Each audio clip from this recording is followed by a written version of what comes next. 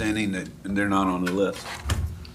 We looked at those and whoever met the requirements of the proposal and their proposal. Chief. Very good. Good morning.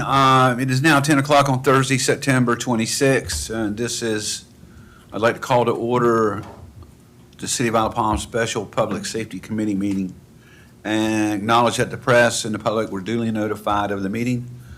In accordance with the Freedom of Information Act, we have 4 presenters at this meeting, and we're going to hear from the first company, which is called the Car Park. So I'll turn it over to you, sir. Thank you very much.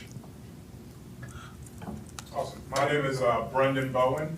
I'm with the Car Park. I'm the Regional Vice President based out of Raleigh, North Carolina. So I oversee our operations in the Carolinas and a few other markets, but we have a large presence, but I'll talk a little bit more about as we go further in the presentation.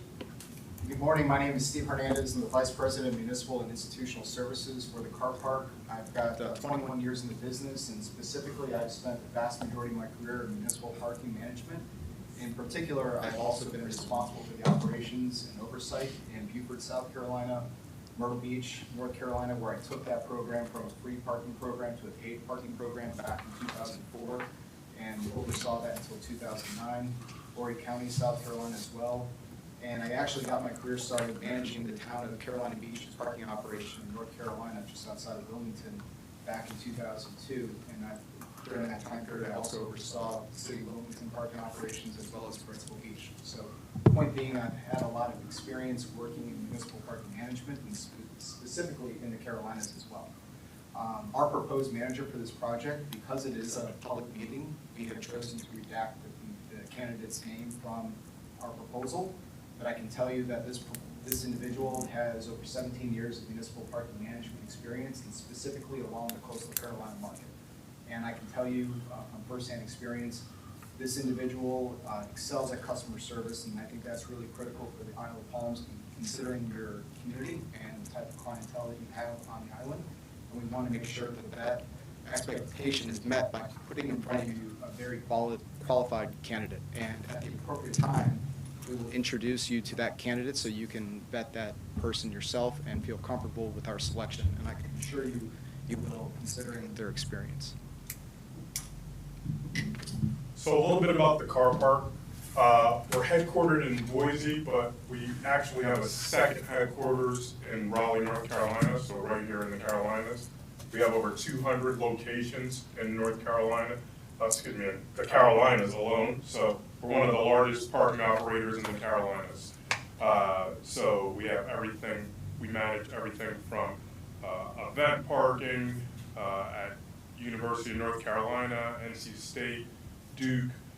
We also manage several different municipalities throughout the Carolinas and throughout the country, from the city of Raleigh to Wake County to Town of Cary to out in Boise, CCDC, several different operations through and through. And we have some long-lasting relationships. Some of these contracts, these municipal contracts, we've had for over 25 years, to include Duke, NC State, City of Raleigh, and several other municipalities. So we've built long-lasting relationships where we've consistently not only met but exceeded the standards and expectations of our clients. So a big part of what we do is earning the trust of our clients and identifying exactly what their needs are and working with them to build a program that meets their needs and meets the expectations of everyone that's coming to the community. And to build on that a little bit, we are a national parking operator for all intents and purposes, but in reality, the reason why we are so successful is because we really take a boutique and hands-on approach to managing and engaging with our clients.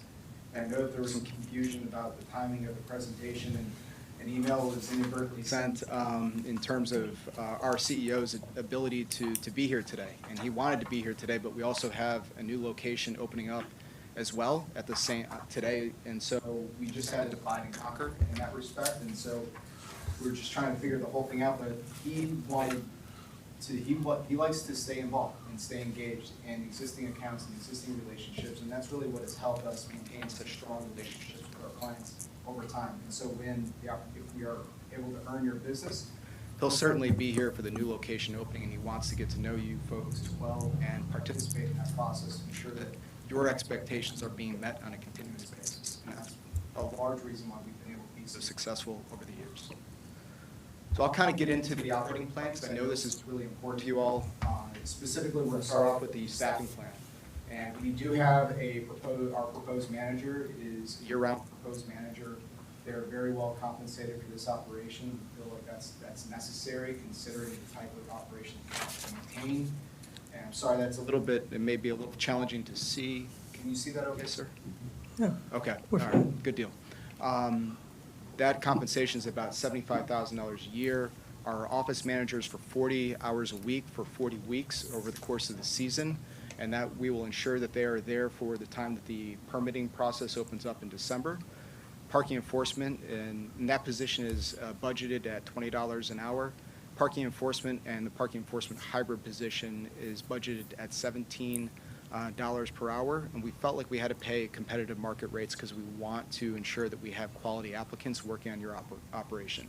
We also did a little bit of a market survey to see what the city of Charleston was paying and other parking enforcement positions were paying in the market. So we ensured that we were very competitive on the wages, and that's really critical because our industry is faced with labor challenges just like any other industry, and so we needed to ensure that we weren't paying $12 an hour just to be budget friendly. We wanted to ensure that we were paying competitive wages to ensure that we had quality applicants coming into the door. Can I ask? Yes, absolutely. Quick question. Are we going to ask questions along the way or wait till the end? You can ask along the way. I'm happy with both. I just want to make sure they get through the whole presentation, so. Absolutely. Yeah. We're a vacation destination, Yep. and our parking is heavy on weekends. Yes. Would y'all be open to the management, instead of it being Monday through Friday, maybe doing it Of course. Tuesday to Sunday or whatever? Of course. And as I said, the candidate is accustomed to working in this type of environment, so they have no issues being here on Saturday and Sunday and being part of the operation, ensuring that the team is doing what they're supposed to be doing and also assisting with any sort of issues that may arise. Thank you. Okay, my question is, the project manager, where is that person based, located? They will be based here in Isle of Palms. In terms of the office space, I believe the town said that they would be able to provide some space to that. We are responsible for the internet and telephone, so that is included in our budget. Okay, so they will be on-site year-round? Yes. Correct. Okay, Yes. and the office manager, is that an admin position? It is. Okay. And customer service, so admin customer service you. will help facilitate the permitting, take phone calls, help facilitate appeals, which will alleviate some of the stress on the court system today, which is very important to this project overall, I think. So that is. Okay, thanks. And then the maintenance position, notice that their hours extend out a little bit beyond the 35-week season, and that is to ensure that the meters have an opportunity to be properly installed going into the season, as well as the week after the season to decommission them. So one of the things that we looked at in this proposal, and based on the content in the RFP, you're currently collecting about 85% of your citations, which is a really good rate. And you're using T2 systems. I have been using T2 systems for parking enforcement purposes and permitting since 2008, and have had a lot of success operating the T2 systems from an enforcement perspective. I have no concerns or issues continuing to move forward with T2 in that capacity. We are prepared to assume those contracts on your behalf and pay those bills, or if you prefer, if you want to continue to assume to maintain those contracts and pay those bills, and you're free to do that yourselves. But we can do that. We can have those discussions during the negotiation process. One thing that we would look to do is implement more of an administrative appeals process to eliminate the number of appeals and the items and the cases going before the municipal court. If we implement an administrative appeals process, we're able to knock off probably 90–95% of the appeals before they even get to the court system, which is a huge relief to the municipal court. The other thing that we would like to do is take the backlog of your citations that haven't been paid over the years and implement CCS, which is a citation collection services that is handled directly through T2. then they would be paid a contingency fee based off of the debt that they've actually collected. So usually that's anywhere from 22 to 30%, depending on the amount of debt that they have to collect. And then we will, the residential and guest permitting, our recommendation there will be to move that to using the license plate as the credential. Our proposal talked about doing this and also included LPR system in our proposed management budget. The Flowbird kiosk, couple of things that related to Flowbird. Again, if you want to continue to maintain those contracts, you're free to do so. If you want us to assume those contracts, we're happy to do so and pay all of those bills as part of our operating budget. We would like to, I know that the RP talks about reducing the number of kiosks from 18 to 6. We would like to see that happen as quickly as possible, and we can upgrade 6 of those pay stations to pay-by-play technology to bring that in line with more of a streamlined operations with the mobile payment systems that you're currently offering through T2, or not T2, I'm sorry, Flowbird, and your text-to-park option as well. So that's something that we would like to do. The cost of upgrading those meters is $3,700 per meter. And we can work with you guys, if you get to the contract negotiation phase, we can absorb that cost in our management fee. We're able to make certain adjustments, and we'll be very transparent with you through that discussion. A question, Chair? Yes, go ahead. The residential and guest permitting, right now, we issue decals for our residents that show proof of residency and ownership.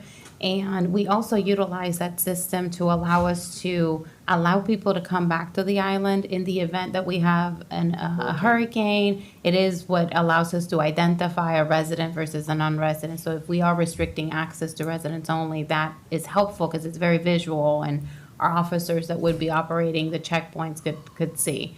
Is that something that while we can incorporate the LPR technology to that, for the residential enforcement of residential parking areas, that we would want to have some visible component to it? That makes a lot of sense, and I would be supportive of that for sure. Okay. Just from a day-to-day management and day-to-day enforcement for a parking system, it makes a lot of sense to convert this to a license plate as the credential. And then, and there's, the way that the city has set up the downtown corridor from 10th to 14th, very convenient for license plate recognition technology, and our proposal kind of outlines that. We've even got this cool little scooter with the LPR company that makes it very simple and easy for them to facilitate that enforcement. Okay. Thank you. Any other questions related to the Flowbird or T2? No? Okay.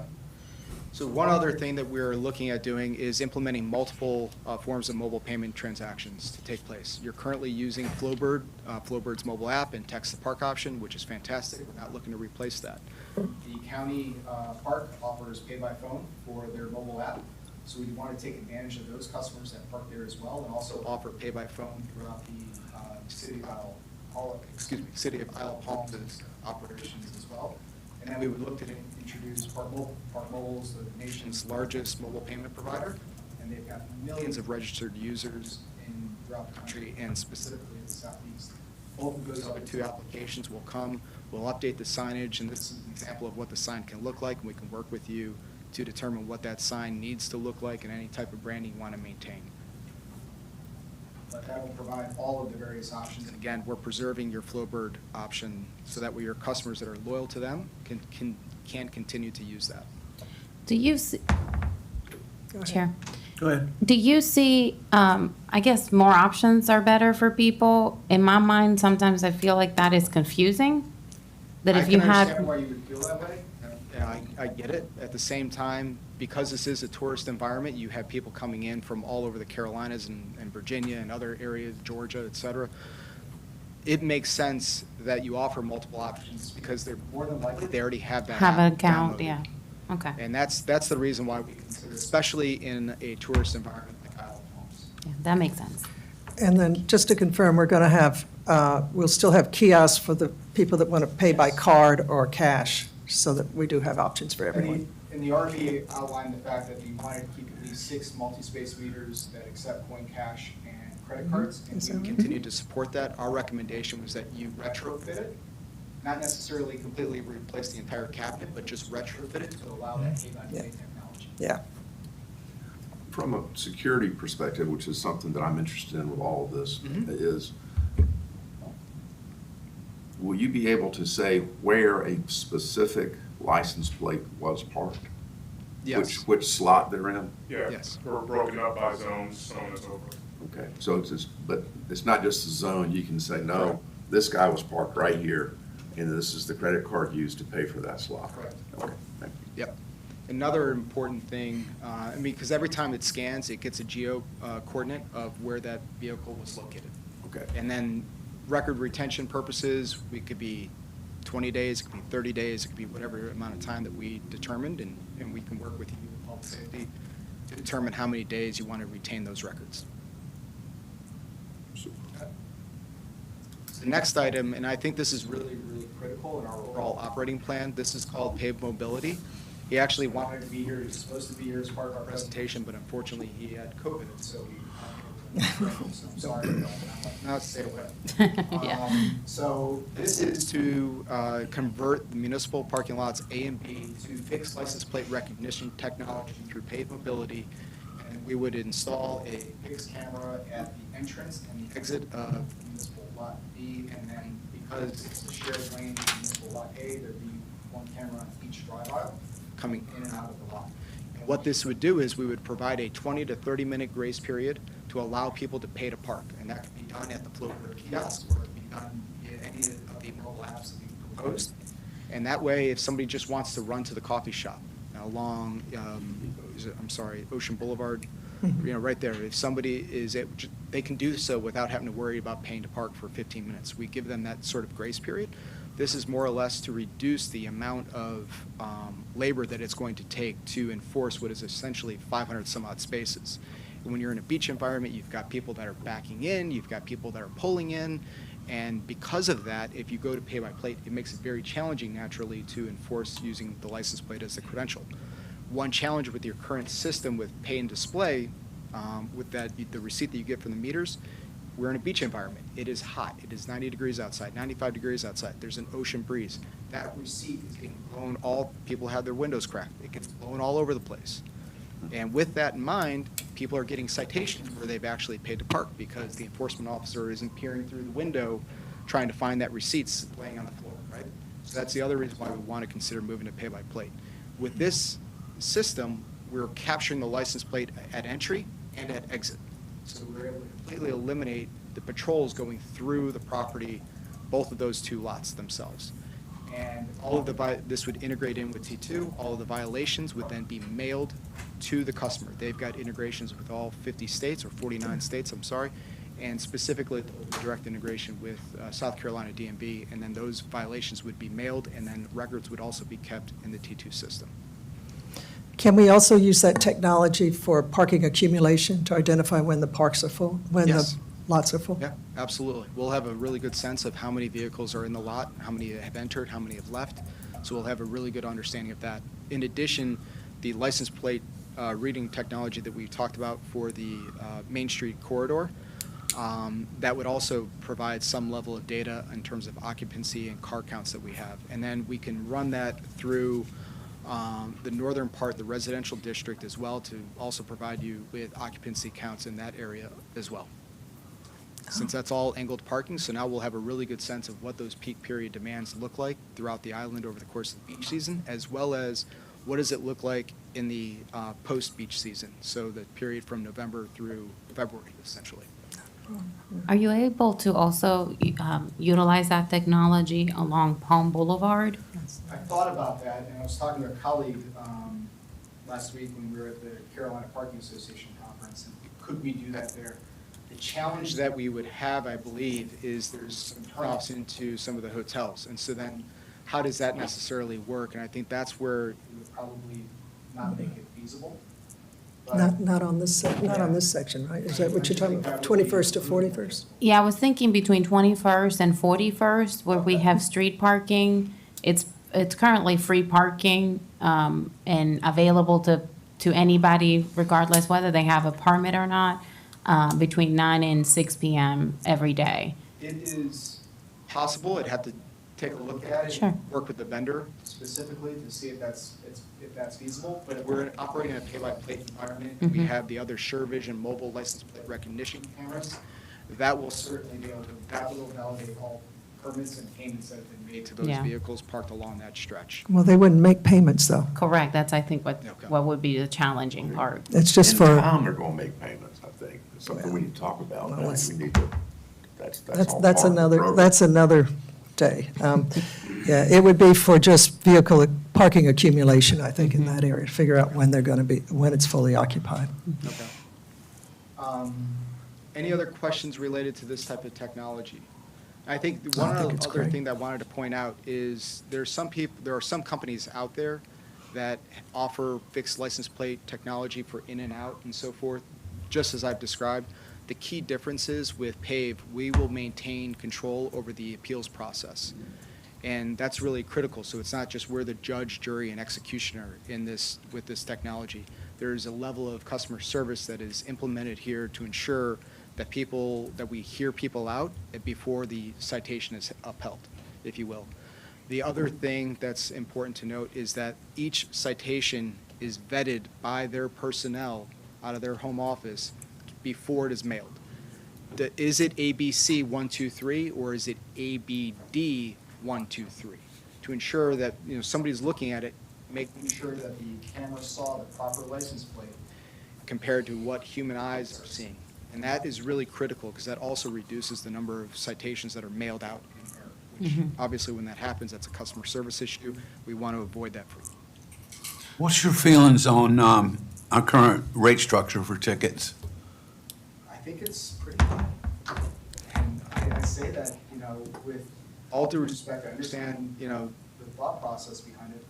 I'm actually doing an analysis right now for our City of Louisville account because they haven't changed their violations in 20-plus years. You get a citation, it's $15 for a parking citation, and if you don't pay it after 14 days, I believe, then it increases to $25. And then it increases to $50 after, I think the next threshold might be 45 days.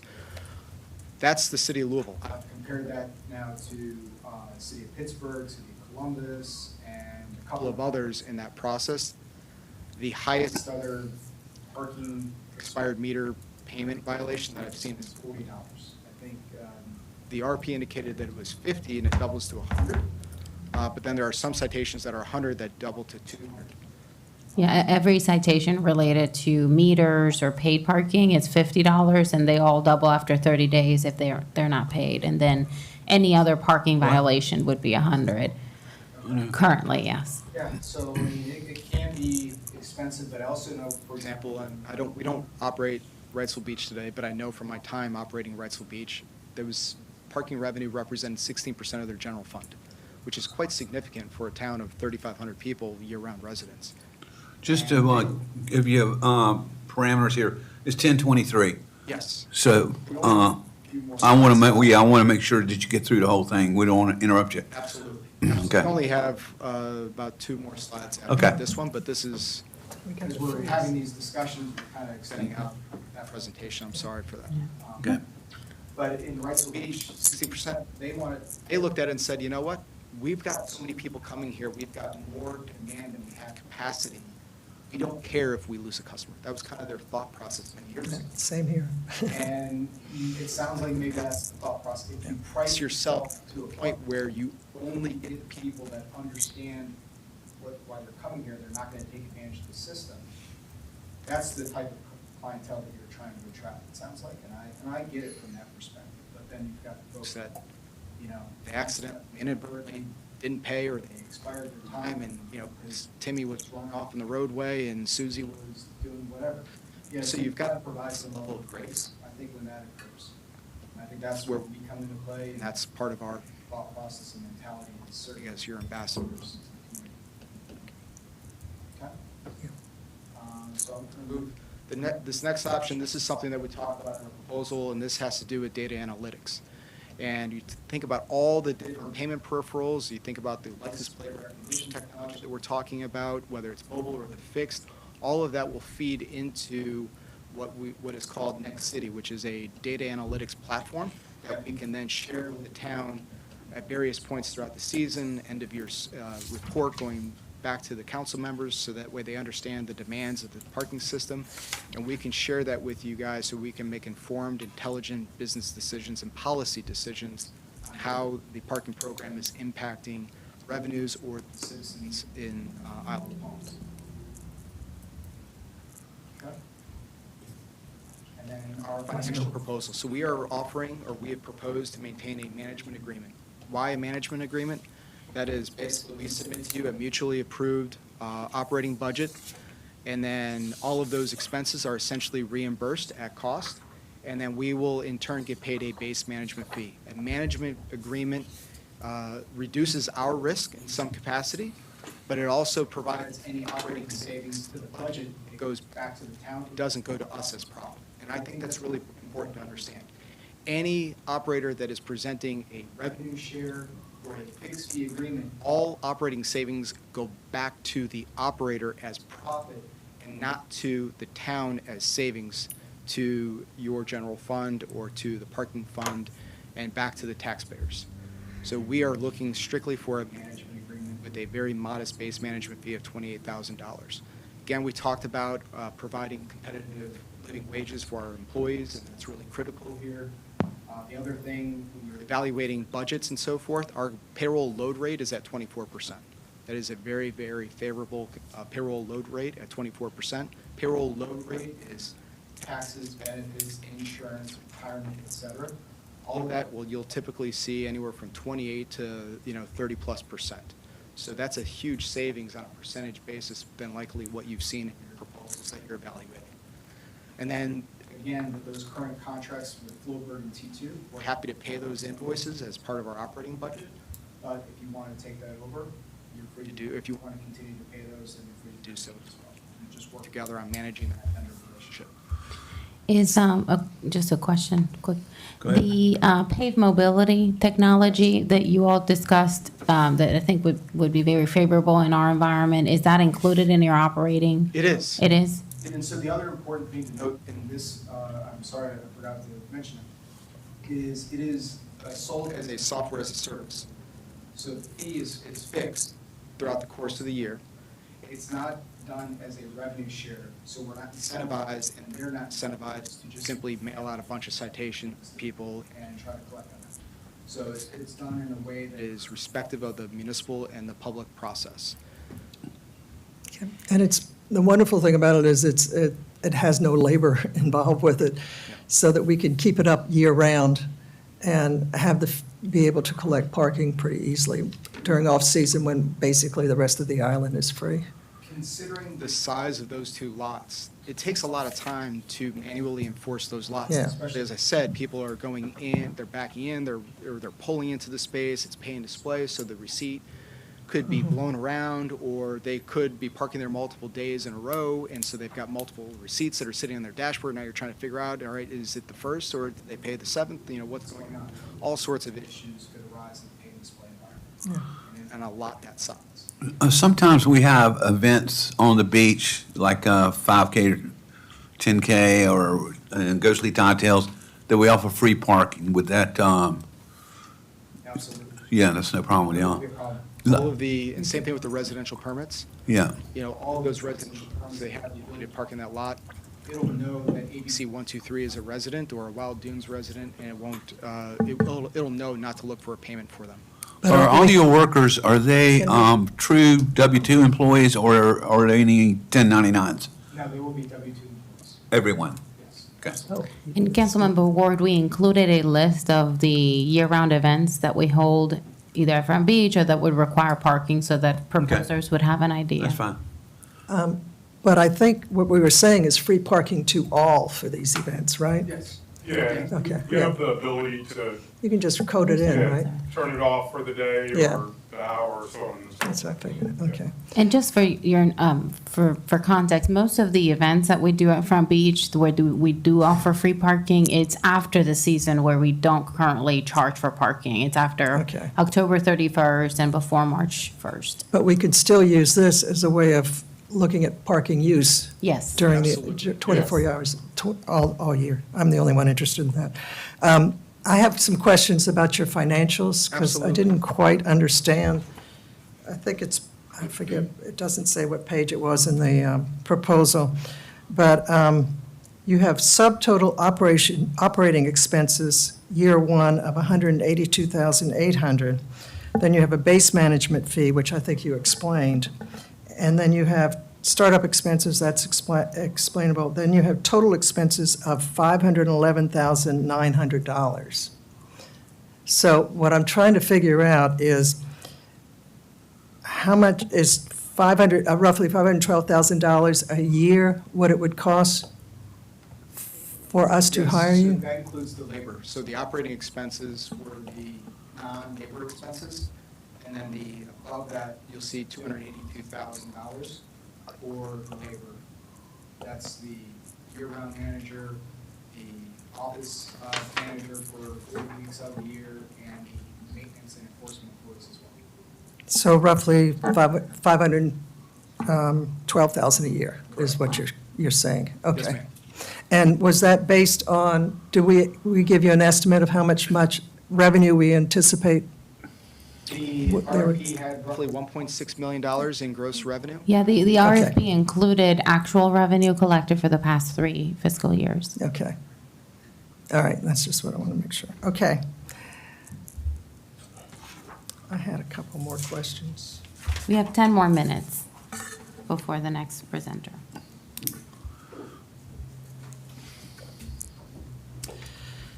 All right. Questions for me?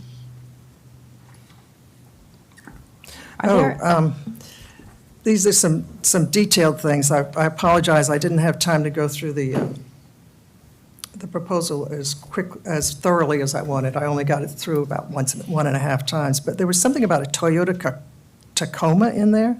Yes, so that would be a vehicle that we would look to use for, if you're taking down the equipment in the off-season, we would need something, a heavy-duty vehicle to operate. We talked about using the 2 Polarises that the town Right, those are in currently has, the, so we would look to continue to use those. yes. In terms of actually needing the Corolla, we have that as, or the Corolla or the Tacoma rather, we have that as an option in the event that that wouldn't be necessary. But I don't believe the budget, that would be an alternative use. I was going to say, are we Polaris. purchasing a car for you, I guess? No, we are, no. Okay, that's fine. Mileage is probably there. It would just be an alternative if, in the event that the Polarises weren't necessarily available, that would be what we would look for. Okay. And then there was another fee that I didn't understand. It was $8,000 a year, and was that for use of the LPR equipment? What is the line item? I've got my budget pulled up here, so. Yeah, sorry to be so detailed, but No, you're these were fine. questions. You're fine. I think it was equipment TCP financed, and it was $8,369. That's the LPR equipment. Okay, that is, okay. Blair, do you have anything? No, sir.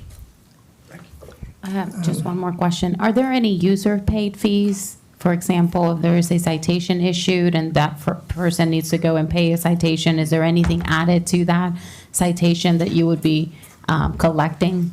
So you're currently with T2, and they're going online and paying the convenience fees when they make an online payment for the credit cards. Okay. So that would stay in effect. The convenience fees for the mobile app would essentially stay in effect as well. Okay. Currently, it's 35 cents Yes.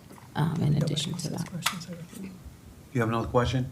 Yeah, about your hiring practices, this is obviously is seasonal work, and we're talking about some full-time employees when we obviously really need somebody March through October. Yes. And then sort of need somebody for the rest of the year. And I'm thinking of the manager in this point, how would you use his time during the off-season? Absolutely. So their time is going to be spent doing any type of reporting requirements that you have, or any questions or inquiries that are coming in, people that are paying. We're still actively trying to collect on that citation debt, so they'll be active in that process. But the other thing is that there's elements of enforcement that continue to take place during the off-season, and they will be responsible for conducting those tasks as well. So, So even if we don't charge for parking in the off-season, we do enforce every other type of parking violation year-round. So the residential districts are enforced year-round, making sure that people are parking legally, any vehicles that are blocking beach access paths. I mean, there's ongoing parking enforcement. Okay. Chief? This would be consistent. We typically try to keep 1 or 2 beach service officers year-round because we do have parking enforcement that we have to do in the off-season as well. Okay, good. And then for the I call them temporary personnel and during the season, which is really March through October, you're saying that they would be, are they full-time or, There'll be a series of part-time employees. Okay. And we'll use that because of the way that the hours are set up, it's 12 hours a day, 8 AM to 8 PM. So the way that that works out, there's going to be a series of full-time and part-time employees, and that's consistent with what I've been dealing with in seasonal operations throughout the course of my career. There's a slide that said 8 part-time employees for a total of 168 hours for a week. Enforcement, correct. Right, Yeah. enforcement, and they're part-time. It was like the second slide. okay, We're Okay. very familiar with seasonal employees, like in doing the NC State Fair, that's coming up in 2 weeks. Everyone flies out, from our CEO, CFO, everyone, and we get seasonal employees from all over. And then during football season, we do NC State, Duke, and UNC. We manage all of their football and all their event operations, so for okay, a small portion of the year, we have to come up with sometimes 400 people for one day, for 3 games happening on the same day. So we're very familiar with it and can easily adjust and adapt to that. okay. How do you do it at Wrightsville Beach? They're most like us, so that's a good No, question. we don't, I used to oversee Wrightsville Beach. We do not operate the town of Wrightsville Beach's parking operation today, but I used to, throughout the course of my career, I've been responsible for the Wrightsville Beach operation. In that situation, most of the time, we hire the staff at the beginning of the year. We start that recruiting process about 1 month before the start of the beach season. That way, we've got time to bring them on board, train them properly, make sure they understand how to use the enforcement technology, any sort of vehicles that they're going to be operating, make sure that they're comfortable operating those vehicles. And then they'll be working with either full-time or part-time throughout the course of that season, depending on what hours they offer us.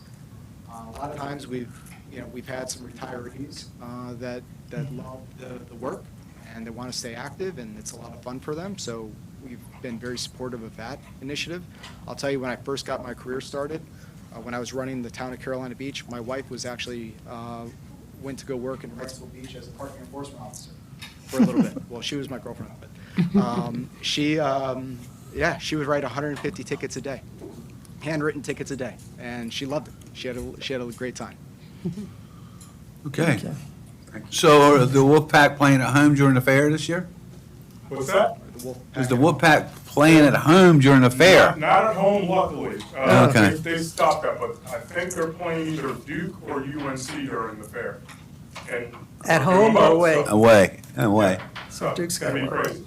Yeah, that's crazy, Tom. We're looking forward to. I was born and raised at Tar Heels. Oh, there you go. Okay. I knew I liked you. I'm a Forget Dookie. about the Coast Guard stuff. Yeah. All right, anything else? We're gonna need to wrap it up. Anything else you'd like to say, sir? Did you want to? Yeah, so in wrapping it up, sort of why you should go with us, we have an experienced team, we have the infrastructure, we have over 200 locations in the Carolinas. We have great technology that we're proposing through the LPR technology, Next City, sort of getting all the different technologies to feed in that so it could be very user-friendly, so anyone at the town, city could see what's happening throughout the operation. And then a proven track record in that we have long-lasting relationships. UNC, over 30 years. City of Raleigh, 25 years. NC State, 30 years. So long-lasting relationships with different municipalities where we earn their trust and we continue to earn their trust every day. So I think that's why you should go with us. Very good. Very Well, thank good. you very Thank much. you. Very informative. I Yes. appreciate it. Yep. Enjoy it. Thank Appreciate your you. time. Thank you. All right, what's the scale we're using to do the grading? 1 to 10? It's just right there. written on your thing. Oh, I see, sorry. I've just hit Just came in mute. 1 minute. Pretty close. any water or anything? Whiskey? Foot massage. We just have, a foot massage. No, I don't need a foot massage. That's Thank me. you, Jimmy, thank you. I'm know gonna what go to just HR happened. right now. That was not, I did not consent to that, Claire. I will keep my socks on. It's nice to meet you. Thank you. Pleasure. Thank you. Appreciate Thank you for your time. Nice to meet you. Good luck. I Thank hope you. you can make it. Thank you. Thank you, sir. What? Appreciate your time. Oh. Over your Yes. Bye. Thank you. Appreciate it. Thank What was your last name again? You as well. Bowen. Okay. Just wanna make sure I got it right. All right, thank you. Thank you, chief. My pleasure, thank you. Good to meet you. All right, thank you. You all have a Nice to meet wonderful you. day. Y'all have a safe travels back home. Thank you. Exactly 10:40. Look at you. Hey, appreciate Oh, it. that watch, that clock Jimmy is runs those fast. Keep it meetings. on schedule. You do. You are a good meeting manager.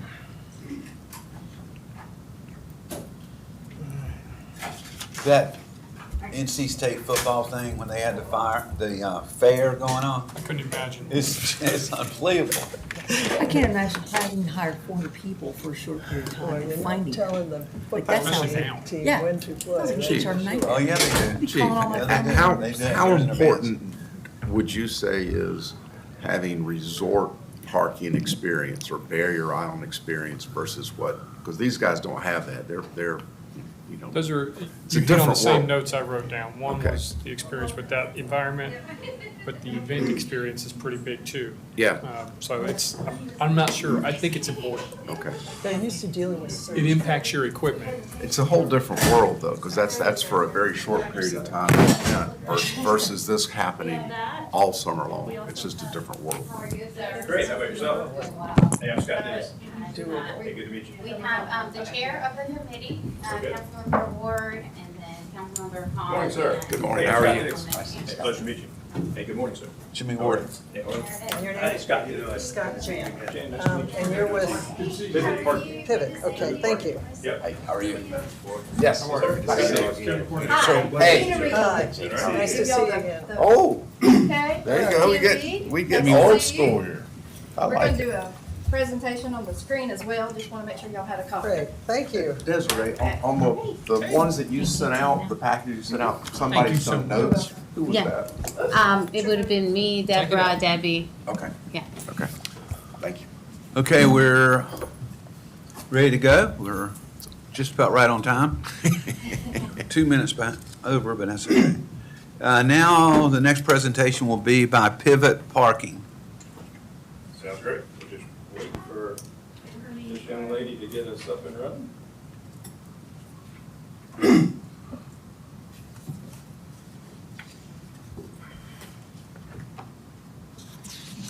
Here it is.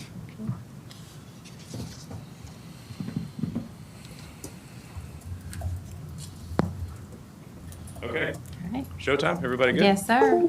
Good morning. Thank you, staff and members of the board. Thank you for the opportunity. I'm Scott Diggs. I'm the CEO of Pivot Parking, and I'm the controller of the clicker. There we go. We are a full-service parking management firm specializing in every aspect of parking that you can think of. And as it relates to a municipal operation, we do every component of parking that you can fathom. We are a very experienced company. I don't feel like I'm this old, but I've been doing this crazy business for 31 years. I'm one of the original founders of another company called Lanier Parking that we started back in the early 90s. So that's where we got our training and our background. And then we launched a new company not long ago, and under that platform, we have an executive team now that has over 200 years of executive experience working for our team. And as you can see on the slide, we have regional offices located in Greenville, South Carolina, which is where Tina's located, and then we have 35 locations in North Carolina and South Carolina and Virginia. That is spread out there. And one of the things that's super important to us is to be people of integrity. We try to wake up every day, do the right thing, hire the right people, do the right thing, and hire very quality, service-oriented staff. That is super, super important, especially in a beach community like this. Our job is to manage a program, but our job is to make sure that your visitors continue to come back year after year after year. So that's very important to us. And our vision is we try to help people park fast, park smart, and park easy. So that's one of the things that we will work on with our company. So as I stated, I'm Scott Diggs, the CEO of the company. I live in Wilmington, North Carolina, so just up the road a few hours. And I have been doing this, as I said, for quite some time. Todd Brocious is our president. He actually works out of our Atlanta office. He wanted to be here today, but he's actually on vacation this week, celebrating 30 years of marriage with his bride. So they are on a long airplane ride across the big pond. So we're happy to have him. Tina Reed is my good friend and my business partner. We've been doing business together for over 20 years. She lives in Greenville, South Carolina, and she is responsible for all of our municipal operations throughout the Carolinas. And she is one of my partners and one of the equity members of the company. So everybody that's on this slide are equity participants and members of our company. And Brandon is our partner out of Richmond, and then we have one other owner partner that is out of the Charlotte market, my friend and good friend Paul Atkinson. So Jared Glass is sitting here with us today. He is a resident of Charleston. That is where he calls home. He actually ran the Folly Beach parking program for many, many years, so he knows beach parking as well as anybody. He is now our regional manager. He lives in this market. He will be directly responsible and over Isle of Palms in this operation here. So I think it's super, super important for you guys to keep in mind that one of our taglines is parking is not rocket science, but there is certainly a science to it. It's not a situation where you can implement technology and just let things run themselves, unfortunately. It still requires people, it still requires service, and it still requires local presence. So throughout all the presentations that you'll hear today, you're going to hear a lot of people that are going to go back and get on airplanes and fly home. We live here. So we can't make a mistake. Jared lives here. Tina's over here all the time, down from Greenville, South Carolina, and I'm just up the road in Wilmington. So we run a lot of the locations on the coastal communities of North and South Carolina for beach communities. All the people that you see on the slide here are going to be actively involved in your operation. One gentleman that works on our team is a guy named Gary Means. Gary is our municipal subject expert, and he is actually the president of the IPMI, which is the International Parking Management Institute, which is that's really our convention of where we do all that we do. And our guy, Gary Means, who will be here to help with the operation, help get it started, help to run it, he is the president of IPMI. So we are super proud to have Gary as a part of our team. We run a bunch of locations. I'm going to spin through this kind of quickly, but we run Wrightsville Beach, and I have been running that program for 17 years. Again, I don't feel like I'm this old, but I must be if I've been running Wrightsville Beach for 17 years in my total tenure. Just in the past couple of years since we've had it under the Pivot Parking flag, we have increased revenue 29%. And we're really proud to say that we've been able to drive text-to-park program in that operation to 78% of all the transactions that are happening in one platform, one technology that's not an app-based technology that's called text-to-park. And so we're real proud of that. That's what people are really enjoying. Surfside Beach, which is obviously very close to here, we've been running that since early January. We're running that program totally equipmentless. So what you're going to begin to find over the next 4 or 5 years in this industry, parking equipment is in the process of going away, and it's going to phones and text platforms to make payments. So parking equipment is becoming a thing of the past. So several of our cities, in Surfside Beach and the other one is Surf City Beach, we're running both of those municipalities totally equipment-less, which is pretty interesting to know that we've been able to pull all off that and do that. And every year we're increasing rates drastically. So, not rates, sorry, gross revenue drastically. I did click to Surf City, so I just talked about that. It's 100% equipmentless. And then we are probably one of the only companies that's going to talk to you today that actually has locations in Charleston. So I'm sure everybody's familiar with Morrison Yard. That is one of our clients, and we run a couple of locations here in Charleston for Morrison Yards. Again, our experience, we have over 20 locations in North and South Carolina, 2 of those in Charleston, and I'm sure you probably recognize some of these flagship locations throughout the state. Now roll straight into the business opportunity and the offering. We've given a couple of options for you to consider. The one that is ordinarily the most beneficial to a municipality is a base management fee plus incentive concept. And in that type of a structure, we have proposed a base management fee of $810 a month, which is a little less than $10,000 a year, and then a percentage of net income over excluding violation revenue. We also don't think in this situation it makes sense for us to be incentivized on the violation revenue in your operation. There could be a conflict of interest there if all of a sudden we're writing tickets and getting a percentage of it. So in this situation and environment, we've removed that from the operation. So we would just get the base fee plus the 6.5 of net income, and that's going to be based upon a pre-approved budget that we have submitted or will submit during the negotiation phase of this process with you. And the other thing that we have offered is to throw in for the city a license plate recognition vehicle and the system that is related to that. We'll pay for that at our own expense. That is about a $60,000 spend that we're going to pay for on your behalf that you do not have to write checks for. So that's something that I think that we're offering that's probably unique and very special. Tina's going to get into an LPR system and what that does for a system momentarily, but we think that that's very, very important. The other opportunity that we've thrown out, if you want to consider it, is an annual guarantee product where we could guarantee Isle of Palms $830,000 a year. And then again, you would still retain 100% of the violation revenue on top of that, so we don't get any piece of the violation revenue. We'll run the system, but we'll pay all the revenue for the violation system back to you. And then the city, what we would do after that is get a percentage of the gross revenue in excess of $1.55 million. That number came not by accident because it's about a 1.6 budget or something like that that's forecasted in your RFP document. So we're basically saying we're not going to make any extra money over that until we go over and above the threshold, approximate threshold that's been established. So basically, we don't get paid until we put our money where our mouth is. Excuse me, I have a question for administration. What is the violation revenue now, approximately? I can pull it up. Okay, Um, go ahead, sir. Give me a second. Okay. And just not to get too far in the weeds on our budget, but our total expenses to run the entire program came in at $464,000 in total expenses to run your program. And we have responded to the RFP, to the letter of the RFP. So when we write these, we have to respond with everything that you have asked for. But I will also say that we've identified about 5 or 6 line items within that, the budget that we've submitted to you that we think we can do much better on. We'll have to agree on some things. It's about enforcement. It's what technology is implemented and how if we can do certain things. There's some interesting opportunities that we can do surface lots that have cameras in and out. That helps us to reduce labor. If we do license plate recognition, we can cover the system faster and more efficiently. That helps us to reduce labor.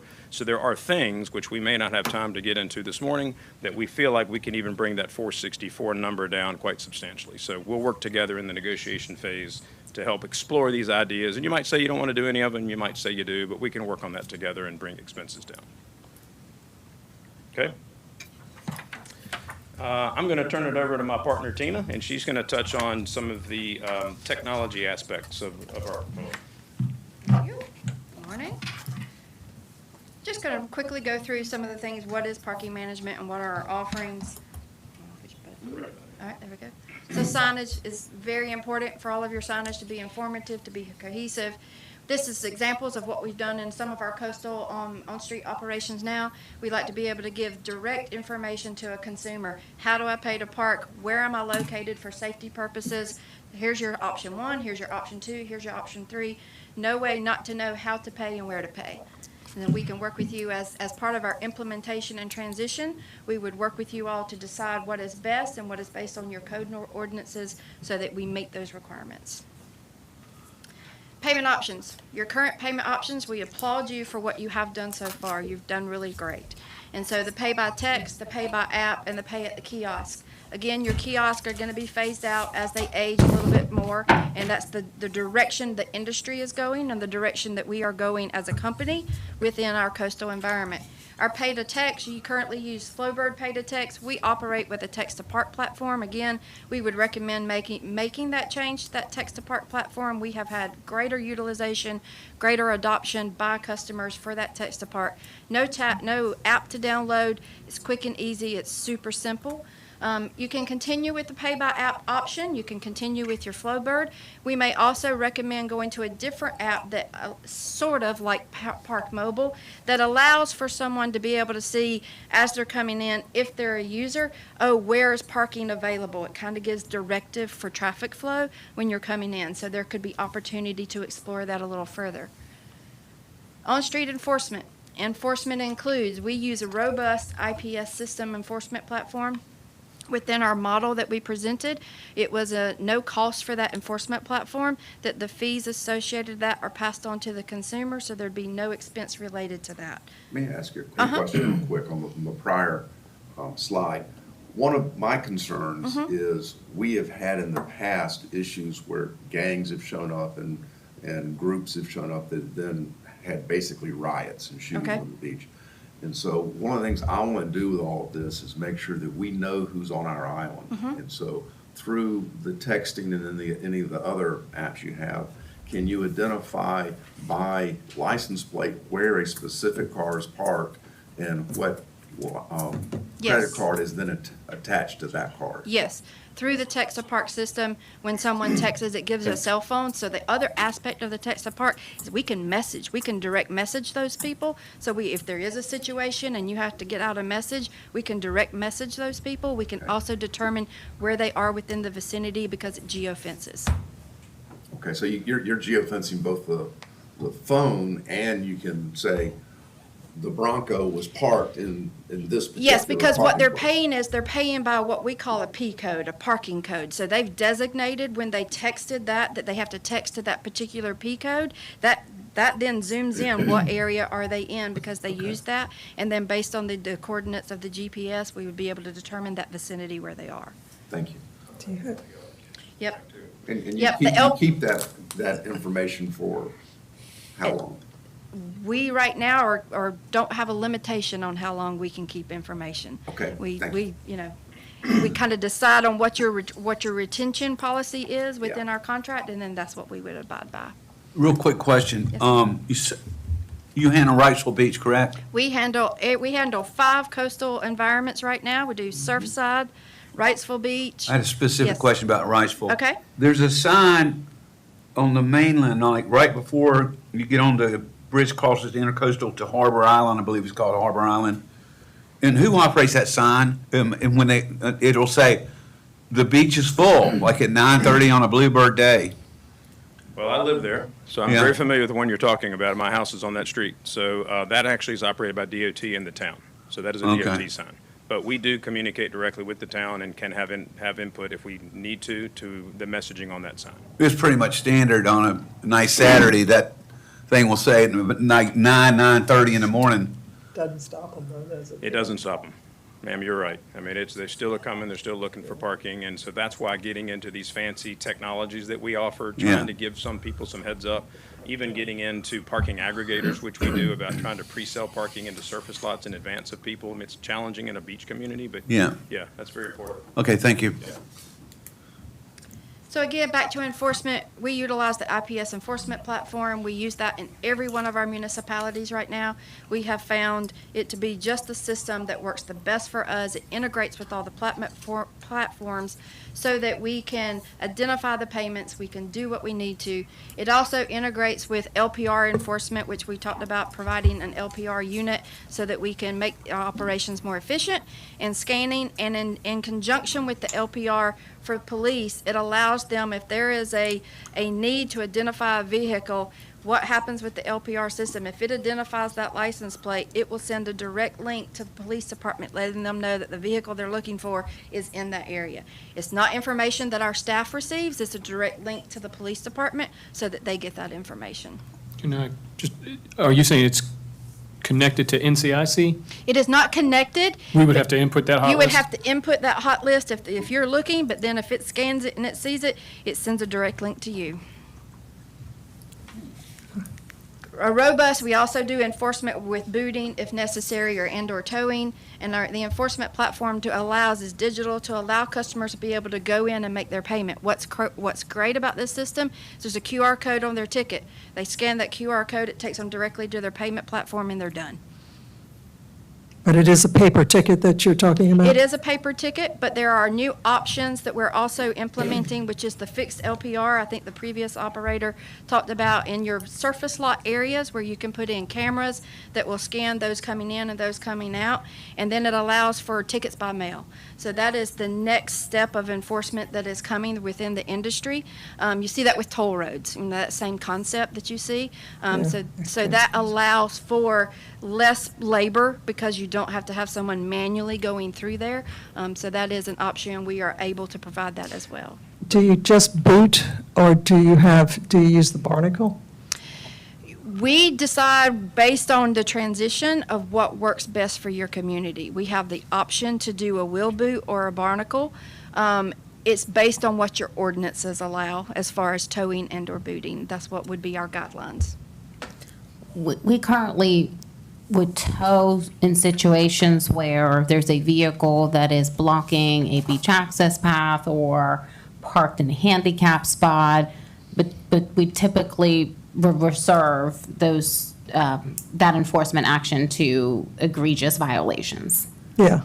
Scofflaws, people, multiple. Correct. And y'all can continue to do paper tickets if that's what we want. Oh, yes. Yeah. Oh, yes. I like the psychological effect of seeing the ticket on the car. Yeah, and Because we that do, sends and a we do. message to everybody else.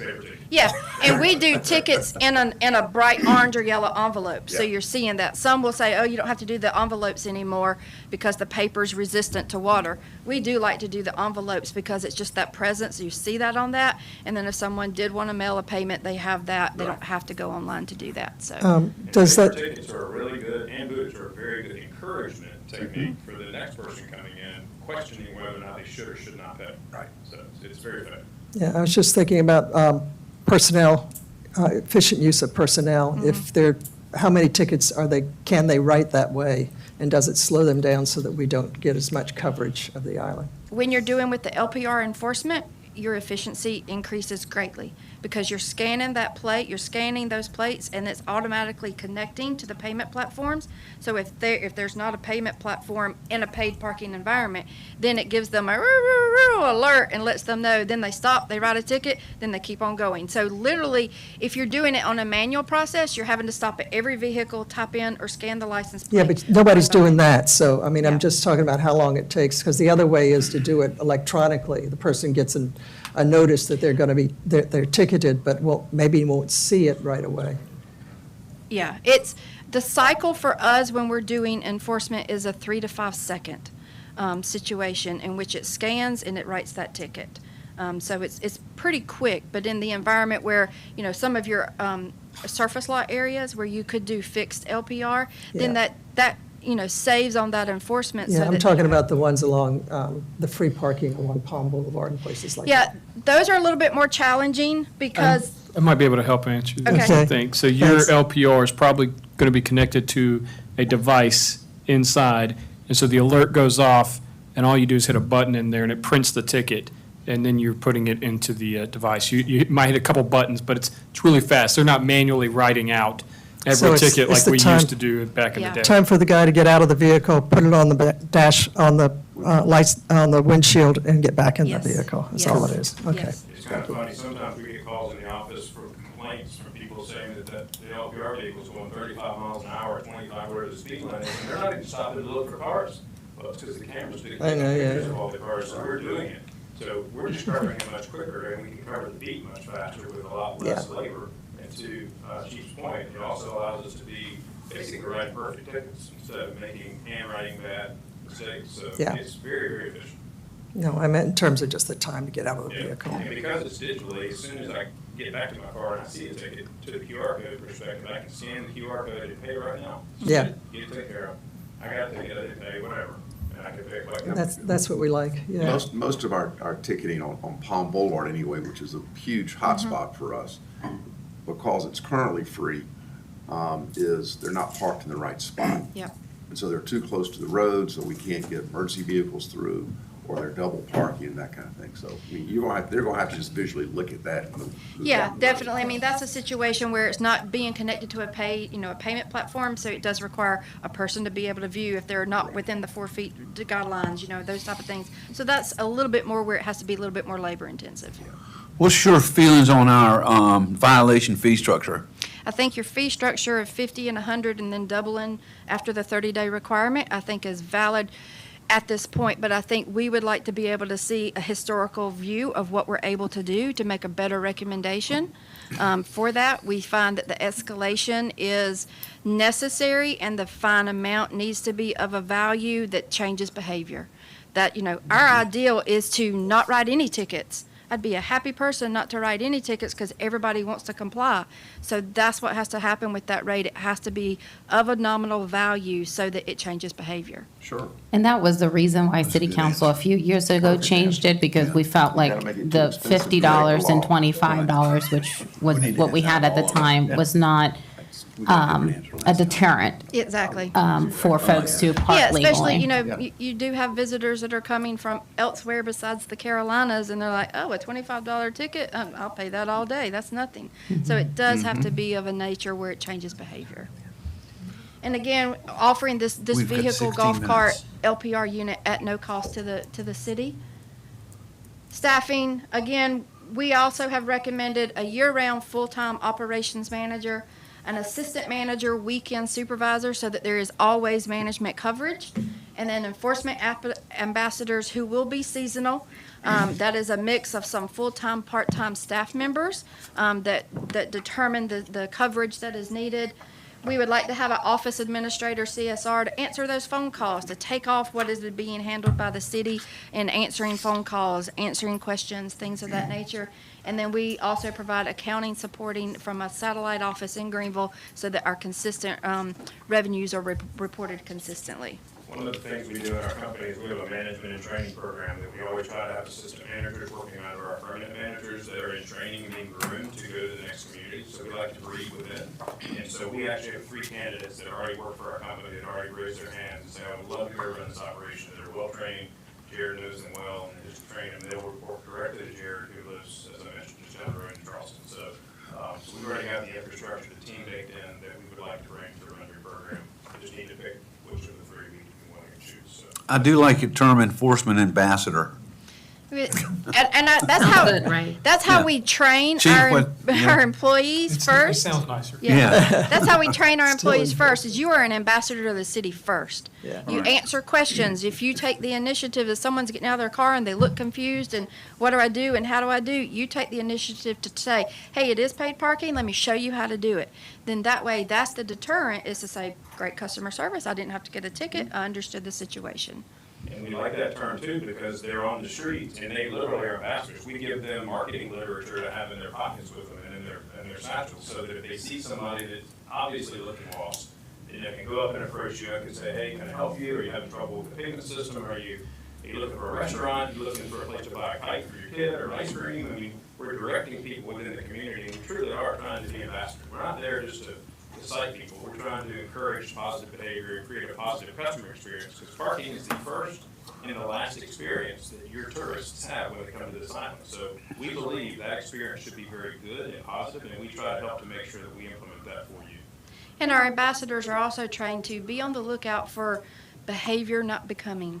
You know, if you see someone that's checking door handles, you see someone that's doing that, they're going to call us and call the manager so that we can alert police. Say, we've got something suspicious going on. Come take a look at, putting those eyes out there. Permit parking, we manage the permits for all of our coastal environments right now, digital and hang tags. Wrightsville Beach resident program is an actual physical hang tag that they have to put on. So we do that as a mix, depending on what the temperature is for your environment. And you can do both. I mean, we can run it off a license plate, but we can still issue a permit, so that a lot of people in certain communities like having a permit and like having something that says this is where I go on a regular basis, or this is where I live. But we can still tie it to the license plates as well, so you can have one or the other or both, so we can choose and whatever you guys want. Collections, again, part of our enforcement would be to send out collection letters to those unpaid citations after the 30-day mark. And we also provide our reporting. You'll get a month-end packet that gives you all of your information with specific data analytics. The analytics are what tells your story. That data is what you need in order to make conscious decisions on your parking program. So we would provide all that to you. Additional services, we can help with a dedicated website, EV charging stations if necessary, social media advertising and notifications. Consulting, we are your consultants. We will always consult you with no additional charge. Fixed camera enforcement, mail violations is what we talked about. Bringing that is, we do that in several of our other private locations right now. That is something new that has come about. It's been with the toll roads for a while, but now it's coming into parking. And then the parking, navigations, availability, traffic flow. The newest trend, I just came from the National Parking Convention last week. The newest trend is in-vehicle navigation systems are going to get to the point to where you have an account and it'll tell you when you drive in and you can go ahead and pay for your parking through your in-car navigation system, and that's where we're headed. So we'll be able to give you that type of information to make sure you're on top of what's coming out. Could I ask you a real quick question? About, you said additional services, EV services?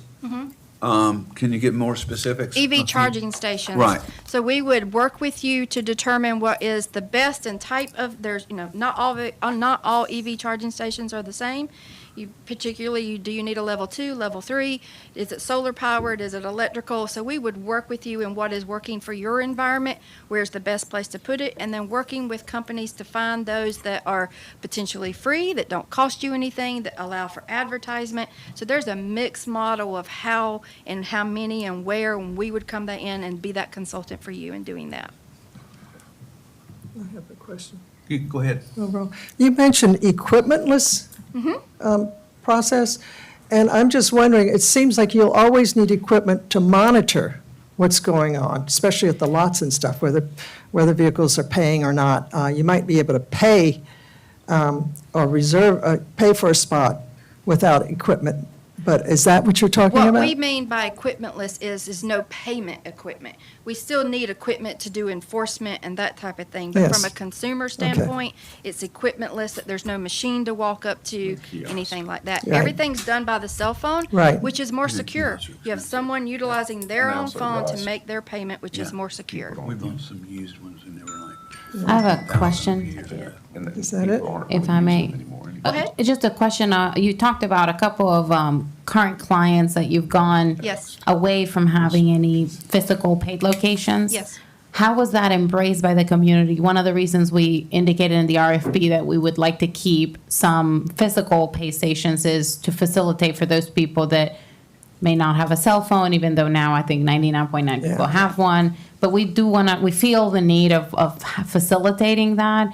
I just want to hear from the experience of places where you've eliminated that, and has it generated complaints or people Correct. who've never So embraced it? Surfside Beach, South Carolina, we just took over January of this year from a previous operator, and they had aging machines, same type of environment, and so we recommended to go equipmentless, and they moved that direction. And the response by consumers has been, how many calls have we had this year? Maybe 10 or so that said, I want to make a payment by cash. How can I do that? So we have a policy of how we do that they can come to the office if necessary, and we can do a text to park, provide them with a temporary credit card that allows them to do a text to park feature or accept that cash, and then we put in their license plate into the system. They're valid, they're done, they're over with. So the transition to that to Surfside, which is similar, 600 spaces there, has been great. And we've been able to increase revenues by going equipmentless and doing that by 27% just in 8 months. Wow. The other nice thing about the text-to-park product, while we're driving that so hard, is you need to limit the number of options that you really allow people to pay, because it just gets way too confusing and cumbersome, and people don't like apps anymore. So one of our partners is a technology guy, and so he knows all about apps. Apps are, you don't like them, I don't like them, and you gotta remember the passcode, you gotta remember how to download it, especially if it's July 4th and the cell towers are busy, you can't download apps, it doesn't integrate great. The text-to-park product is so nice because it actually sends you a text reminder to say your session is getting ready to expire. Yeah. Not most of it, a large percentage of the tickets that we write are to people that paid and now their time expired because they're having a great time on the beach and they just forgot, or they're over time. So this will send me a message and say, do you want to add time to your transaction? I say, yes, thank goodness, I'm not add time, and now I never got a ticket. So I don't have to go back to the car, and that helps drastically. And then I think Tina touched on it a moment ago, but in the big parking lot that we have here, we've also got technology now where you can put cameras on the way in and the way out of Yeah. these large parking lots with this parking mobility concept, and it'll send tickets to you digitally. So, I mean, that's an idea too that we have experience with. So that's something during the negotiation phase that we'll talk to you about as well if you want to explore. That's another, I'd say, equipmentless payment option. It has equipment because it's got cameras. but Right. It's two It's just for payments, yeah. That's all I wanted to make clear, yeah. Thank you very much. Thank you. Any further questions? That's about as fast as we can tell you about parking in 36 minutes or whatever that math is. So, again, thanks so much for the opportunity. Thank We're you. local. I just want to stress that's super, super important. That, we're not going to get on airplanes and ride home. We've got to stay here and do a good job. And I think it speaks a lot to our credibility that me personally and Tina together, we've been running Riceville and many programs for 17 plus years now. And we do a good job. We're people of integrity, and we try to do the right thing every day by our employees, our customers, and our guests. So that's very important to us. Jared has a great local reputation. We've heard about Jared and his management style, so I appreciate We're that. blessed to have him on our team. We didn't have time for him to talk today. Would you like to talk to him? Thank you. Well, we Thank you still all. got 4 minutes if you had something to say. Jared, you want to talk for a little while? You want to talk? That's good. Miss anything?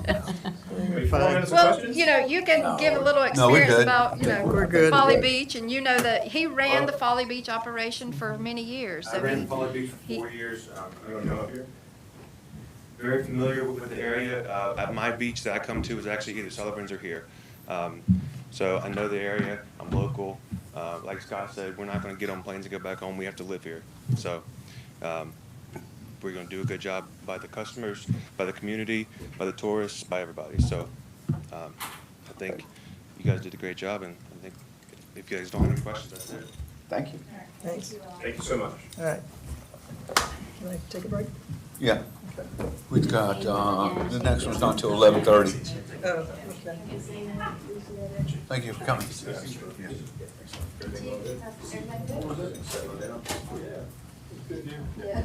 I got the deal, we're good. Season's calmed down. Did I hear you correctly that there won't be any meetings next Tuesday, because you're gonna be somewhere? Yeah, okay, that's all right. All right, I'm gonna leave the recorder with Amy, because then I won't be here for 8 hours. Okay, yeah. Is that an odd? Oh, they're on the third floor. Third floor. It's like, wow, do you not like that?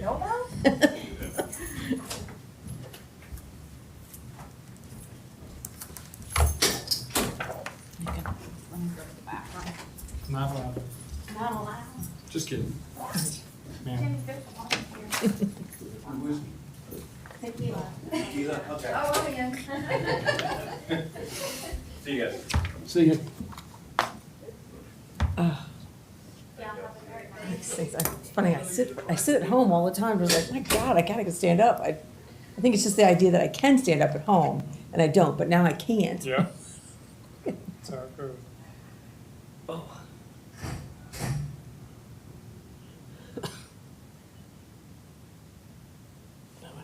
My laptop. I knew these things would be, well, you have to listen, I don't. I mean, I have to listen, sort of. You get to listen to the details, but I'm not. This whole pick me because thing.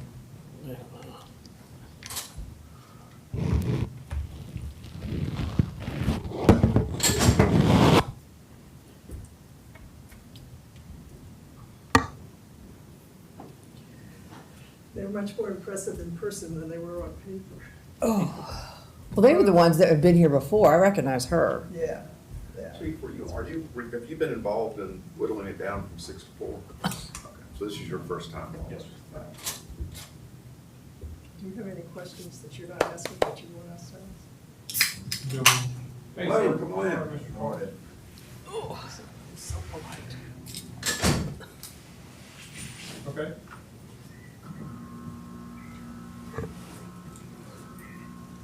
You got it. Okay.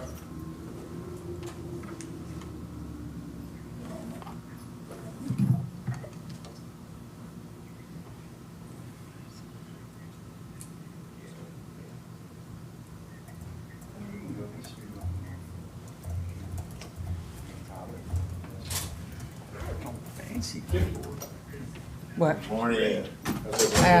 Good One of morning, those things how are where when I got you? like a new phone kind of thing, I was like, I can't have it be black, because I would sit it down on my desk and be like, oh my God, where's my phone? Because you couldn't see. So I was like, I need something different colors to see These are things. the shirts that your employees would wear? Yeah, we're just kind of, we're just trying to debut and show you guys a little bit about some Hand us swag, off. we'll put something in your Little hand. bribe here. Just a little bribe, yeah. We got a How you doing, small- sir? Good, how are you? Well, thanks. Oh, this is extra large. We'll line them up. Let my husband wear it. Was doing some yard work, there you go. Oh, he's done traffic counts for me before. Okay, nice, nice.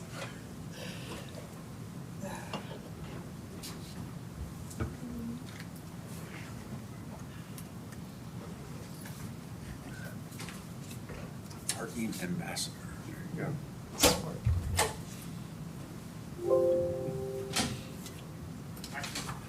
Oh.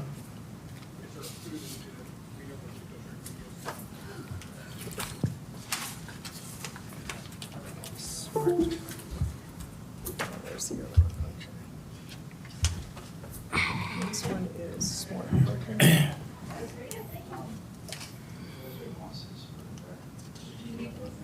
CI. You got it? If she has it, then that's fine. Yes. Thank you.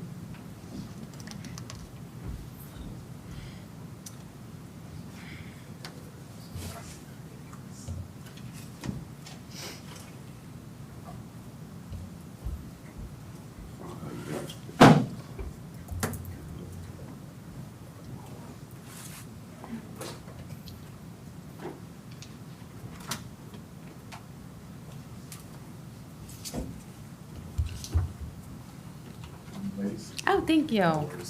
Thank you. Yes, ma'am.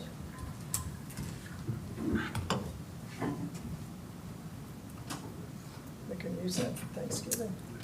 I have people, we got 20 people coming driving here from town.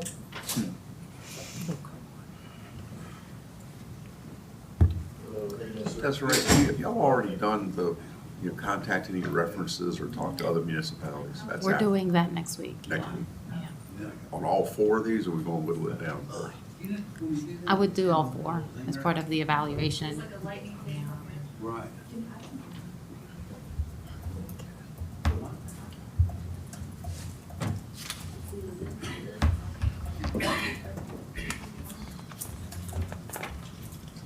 Well, you better kind of. Maybe if this call gets resolved, I can go to the. Yes. Good luck with that.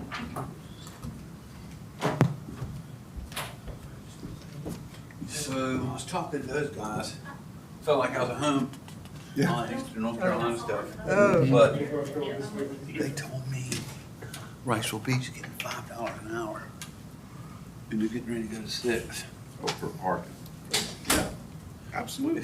Ours is $2.50. $2.50 an hour? Ours is. Theirs is, Riceville Beach is 5. I mean, it ought to go up, and we need to be doing it all the way 25 down. or 25, yeah, $25 a day. No, it's $20 a day now. That's just the county. But there's- County park, yeah, but we usually compare to them. I just thought it was interesting, that's all I'm saying. Yeah, I mean, but it's all, it makes sense. That's why we need to do it all the way down Palm Boulevard. You do, I mean, just island-wide, we need to start charging for parking. No, we'll It work on it. it forces all sorts of Take things. time, 'cause it's really I'm not. bad blood. I'm not a patient person. I don't give a shit about bad blood anymore. No, I'm done. trouble is the other side does.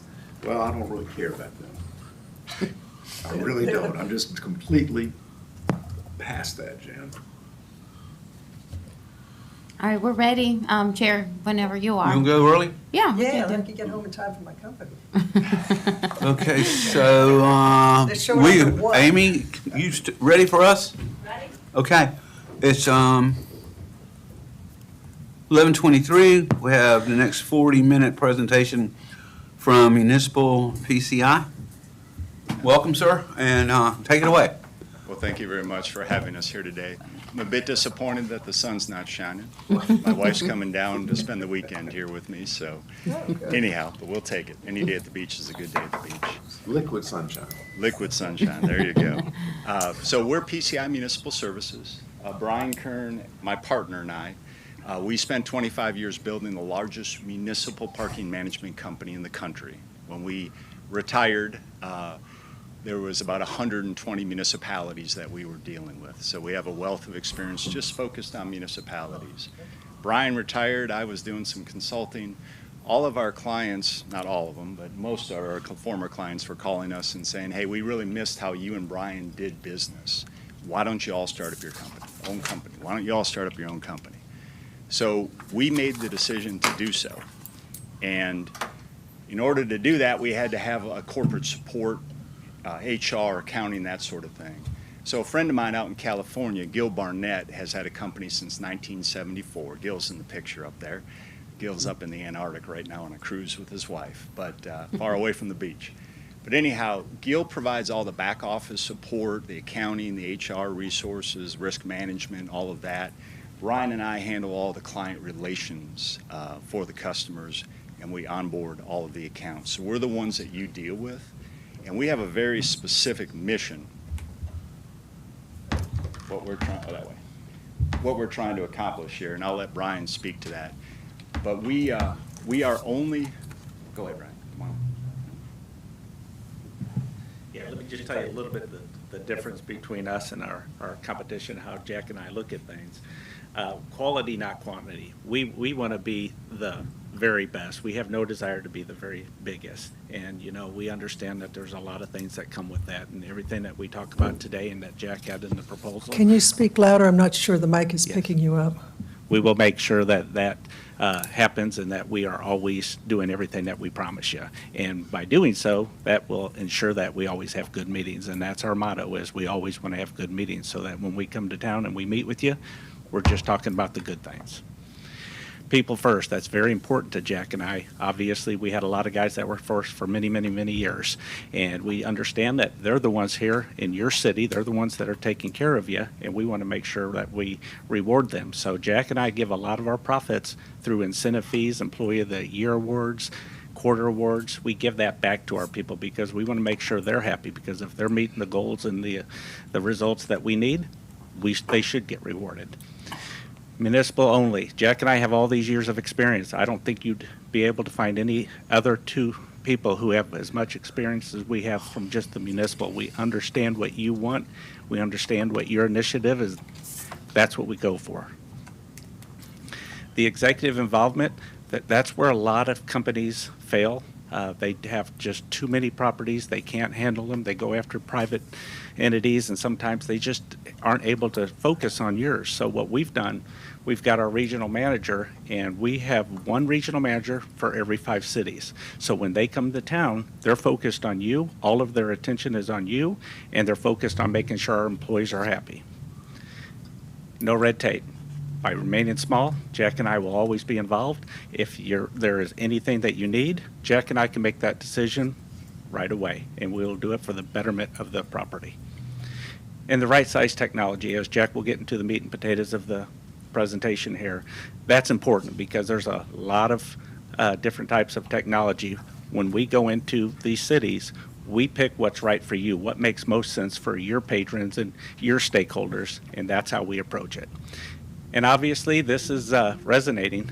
We just started the company a couple of years ago. We had our first property in April of 2021, and as you can see, as of last July, we've just been picking up a lot of them. And people really appreciate everything that we're doing, how we're giving so much back to our employees, and we've just had a lot of success.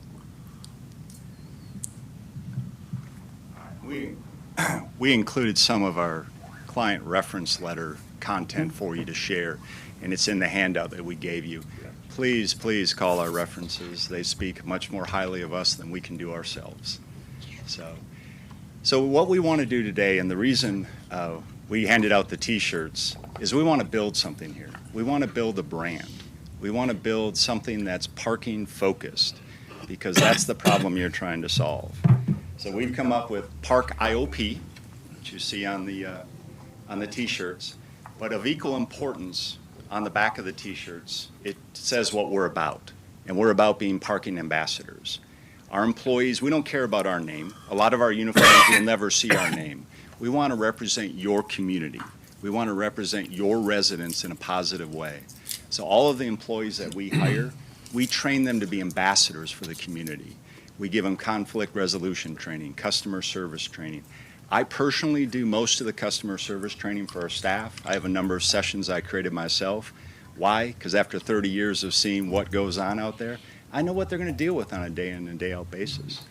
Quinto, our regional manager here, the one of 5, he's spending time in Folly Beach. We just opened up in Satellite Beach, Florida. We're initiating a paid parking program for that community, which has a lot of similarities to yours. Virginia Beach has taken up a lot of his time, but that's the key. We give him time to focus on the clients. Quinto does no marketing. He's not out there looking for the next deal. Guys like Jared are great guys, but I know what happens. I've seen it happen over 30 years. You spread them too thin. You focus on growth. You focus on marketing. How many accounts do we want? We want 25. That's it. We're done. Get in now or you're not going to be able to, because we're getting there pretty quick. And we have to keep it small in order to meet our goal. Brian and I want to stay connected, and if we get bigger than that, we're just not going to be able to do it. All right, so our mission is to align our goals with your goals. We don't have any special initiatives. We're going to recommend being an active consultant for y'all. The 5 questions we ask every time we look at an opportunity are these. How can we add value to the client? How can we improve the experience that your visitors and residents are incurring every day when they park? How can we best leverage technology to help your program, to fit, right-size your program, the issues you're having, including the security issues that you're dealing with, the public safety issues? How do we layer in technology that will help in that regard? And then I love the fact I've watched every board meeting. I watched your April board meeting when Pivot presented. I saw all your questions. So a lot of what I'm going to present today is targeted at what you're interested in. And that's the approach we take. Transparency, data, KPIs. I'll be talking about that all throughout the presentation. And then how do we ensure quality? I already mentioned one of the big factors. We allocate the resources. 2 owners, 25 accounts, 1 regional manager for every 5 accounts.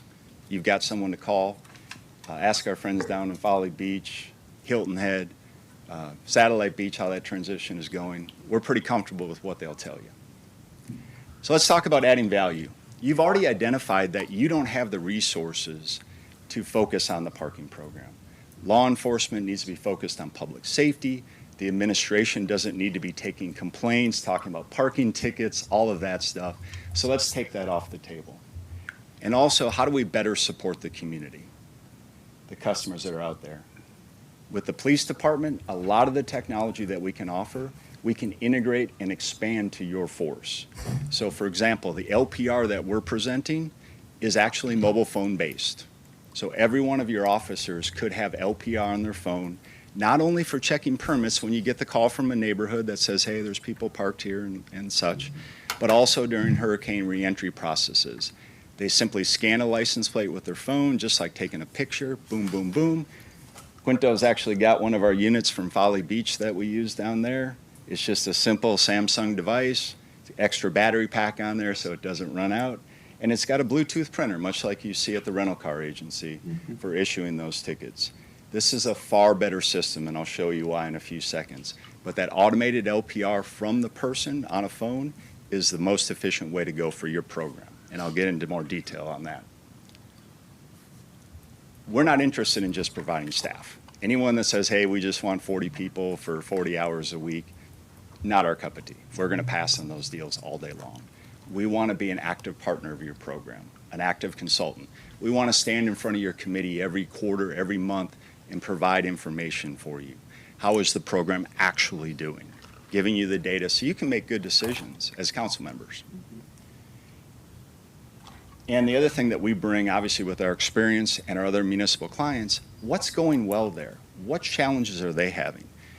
There's a perfect synergy here between Folly Beach and your program, not only staffing-wise, but what's going on here? What are we seeing in collections, payments, different approaches, different technologies?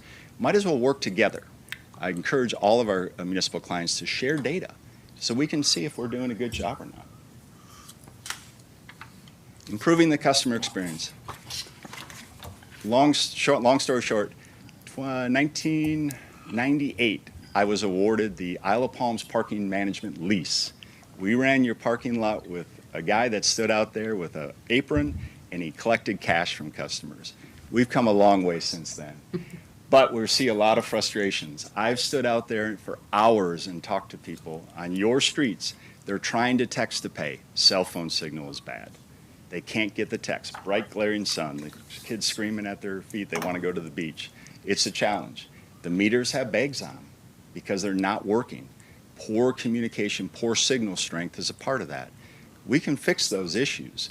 Direct connect, point-to-point connectivity can fix the meters. I know we still want to offer the ability to pay by cash, so you want to have some kiosks. Let's make sure they're working. That was one of the things we did in Folly Beach before we started. We told the city, hey, we got to get these meters right. They haven't been attended to. Now, there's still issues because they're older meters, and some of them do need to be replaced, but we've dropped the out of order by about 95% in that environment, and we'll do the same here. The other thing I need to point out to you, one of the things that frustrates me in this industry is people backdoor their profits. And most companies in the mobile payment space, when they charge that 35 cents, the management companies are taking a profit off of that. So the mobile phone payment providers are incentivizing them to sell their service. We do not do that. So when you see low fees, a lot of that is they're going to make $2,000, $3,000, $4,000 a month in kickbacks on the convenience fees that are being paid by your parkers. We don't believe in that. What we do with that opportunity is we go back to the mobile phone provider and we say, listen, we want more. What we want is we want a customer call center for everyone so they can call 24/7 to ask questions about parking. 2 a.m. on a Sunday, 9 a.m. on a Saturday, whatever time it is they can call. Folly Beach, 400 to 500 calls a month the call center handles. All calls are recorded, documented, reported back to you by nature. So we know what people are calling about. Is it a parking ticket? Is the machines not working? So we can see that data and how we can do things better. Very important. We also want to make finding a parking space easier. I'll go into that in a second. There's some simple technologies. You guys have a lot of cameras already. There's software that can be layered on that will give us more analytics at a very low cost. So we'd love to talk to you all about that opportunity. When it comes to parking, we'll use it to count cars for you, some of that data that y'all are interested in. Enhanced communication beyond the call center, a designated parking website, Park IOP, where all of the information regarding the parking. You guys have information on your website, but frankly, I got to click on 3 or 4 things to get there. It's not mobile friendly really, so it's really hard to figure out. And to this point, it doesn't even mention mobile payments on that website currently. Now, no offense, but your staff doesn't have the time to focus on all those little details where mine does, and that's something we'll expect. In Folly Beach, last month, I just pulled the analytics, over 2,000 unique users went to parkfollybeach.org to find out about parking, how to pay. There's videos and things on that. We'll talk about signage in a second.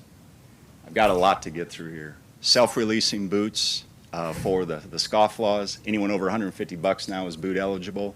Self-releasing is a more humane way to go there. I don't like to talk about that too much because that's a real negative side, but it is a great tool to get people to pay. They can get that boot off their car if they got one in less than 10 minutes, and the chief doesn't have to send someone out there to take it off. So on the website, it needs to be informative. We'll build it with you. I listed a bunch of websites that we work with our clients to develop. Please, if you get a second, look at those for content. Those are built in collaboration with the clients, but it goes through all of the different processes. One of the key ones is the permit process that we'd love to enhance for y'all. Parking signage. Right now, you guys are in a pay and display environment. That's what the rules are, exception of the text to pay, obviously.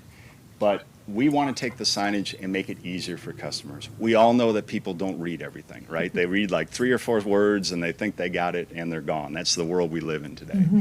So the signage needs to be modified and improved.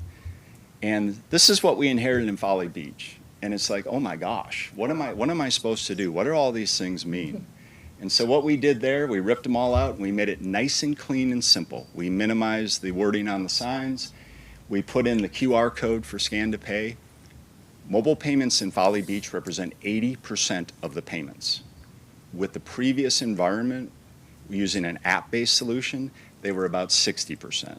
So we've increased the mobile payment adoption in that environment by 20% just by offering the QR code, which due to COVID in the restaurant menu situation, we've all become very, very comfortable using.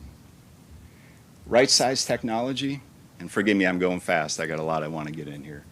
But the pay-by-plate approach, which I think you're all comfortable with, I think that's the way to go for a number of reasons. The scan to pay would be pay-by-plate as well. Digital permitting will go into detail. It's simpler for the visitor process, and I think we can offer a solution for your short-term rentals and make that a much easier process, not only for the owners of the properties, the managers of the property, but also the visitors of the property. So, computer vision parking lot occupancy. I know time limits was a conversation at a previous board meeting. We have some tools to do time limit enforcement. In Folly Beach, we do Center Street. We do time limit there. It's a 2-hour time limit. And we use what's called electronic chalking, where we're basically using that LPR to track how long people are parking.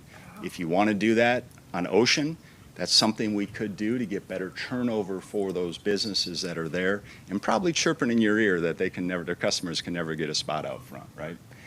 The automatic LPR enforcement I've talked about, and then the data. We're going to show a lot of dashboards here. One thing I have to mention is the automated enforcement that is taking over our industry. This is where the LPR cameras are at the entrance and exits a lot. Great tool in some environments. Let me tell you about the challenges of it. And we use it. We use it in the state of Louisiana, but we use it differently than everyone else, and I'll explain why. So with the cameras at the entrance and exit, you have to accept certain things. You're going to miss 7 to 8% of all cars. So that means 7 to 8% of your revenue could be gone. There's a number of reasons for that: obstructed plates, temporary plates, just misreads, someone walking in front of it. There's a number of reasons. Nobody's perfect, and that's one of the limitations of that sort of technology. The other thing is there's going to be a lower collection rate. And you can ask any of these providers, they're going to tell you if they do 40 to 50% collection on those tickets, they're happy, right? So yes, you may save a little bit in payroll, but you're going to lose out on revenue. And the other real thing that gets me is that people get tickets by mistake, and then they get upset, they start calling and complaining. Please Google PRRS, Parking Revenue Recovery Services, tickets by mail, Metropolis. You'll see all kinds of stories. I deal with city councils all over the country. Almost every one of them is looking to ban that sort of approach to parking enforcement. So just be aware of that. We use it in the state of Louisiana, but we use it differently. We use the technology to identify a potential violator, and then we dispatch our staff accordingly. So they only go enforce when we know there's a violator and we know which vehicle is probably a violator. So we don't, and then the person actually validates the ticket is accurate. So we're not making those sort of mistakes, and we're getting a better capture rate.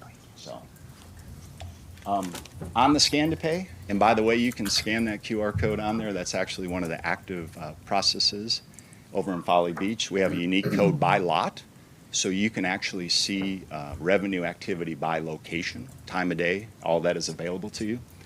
They get the text reminder when their session's about to expire. We also get a cell phone number of every customer. So if there's ever an issue with a vehicle, they left a cooler, the baby stroller, whatever it is, we can go back and say, hey, FY, or you left your lights on, or whatever the case is. It's another tool. It's another data source for us.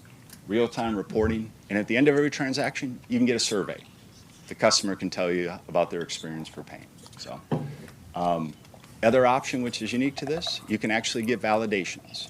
So you could offer the ability to the merchants to validate their customers' parking. And how that works is they would park, they would go in, let's say it's a restaurant at the hostess stand.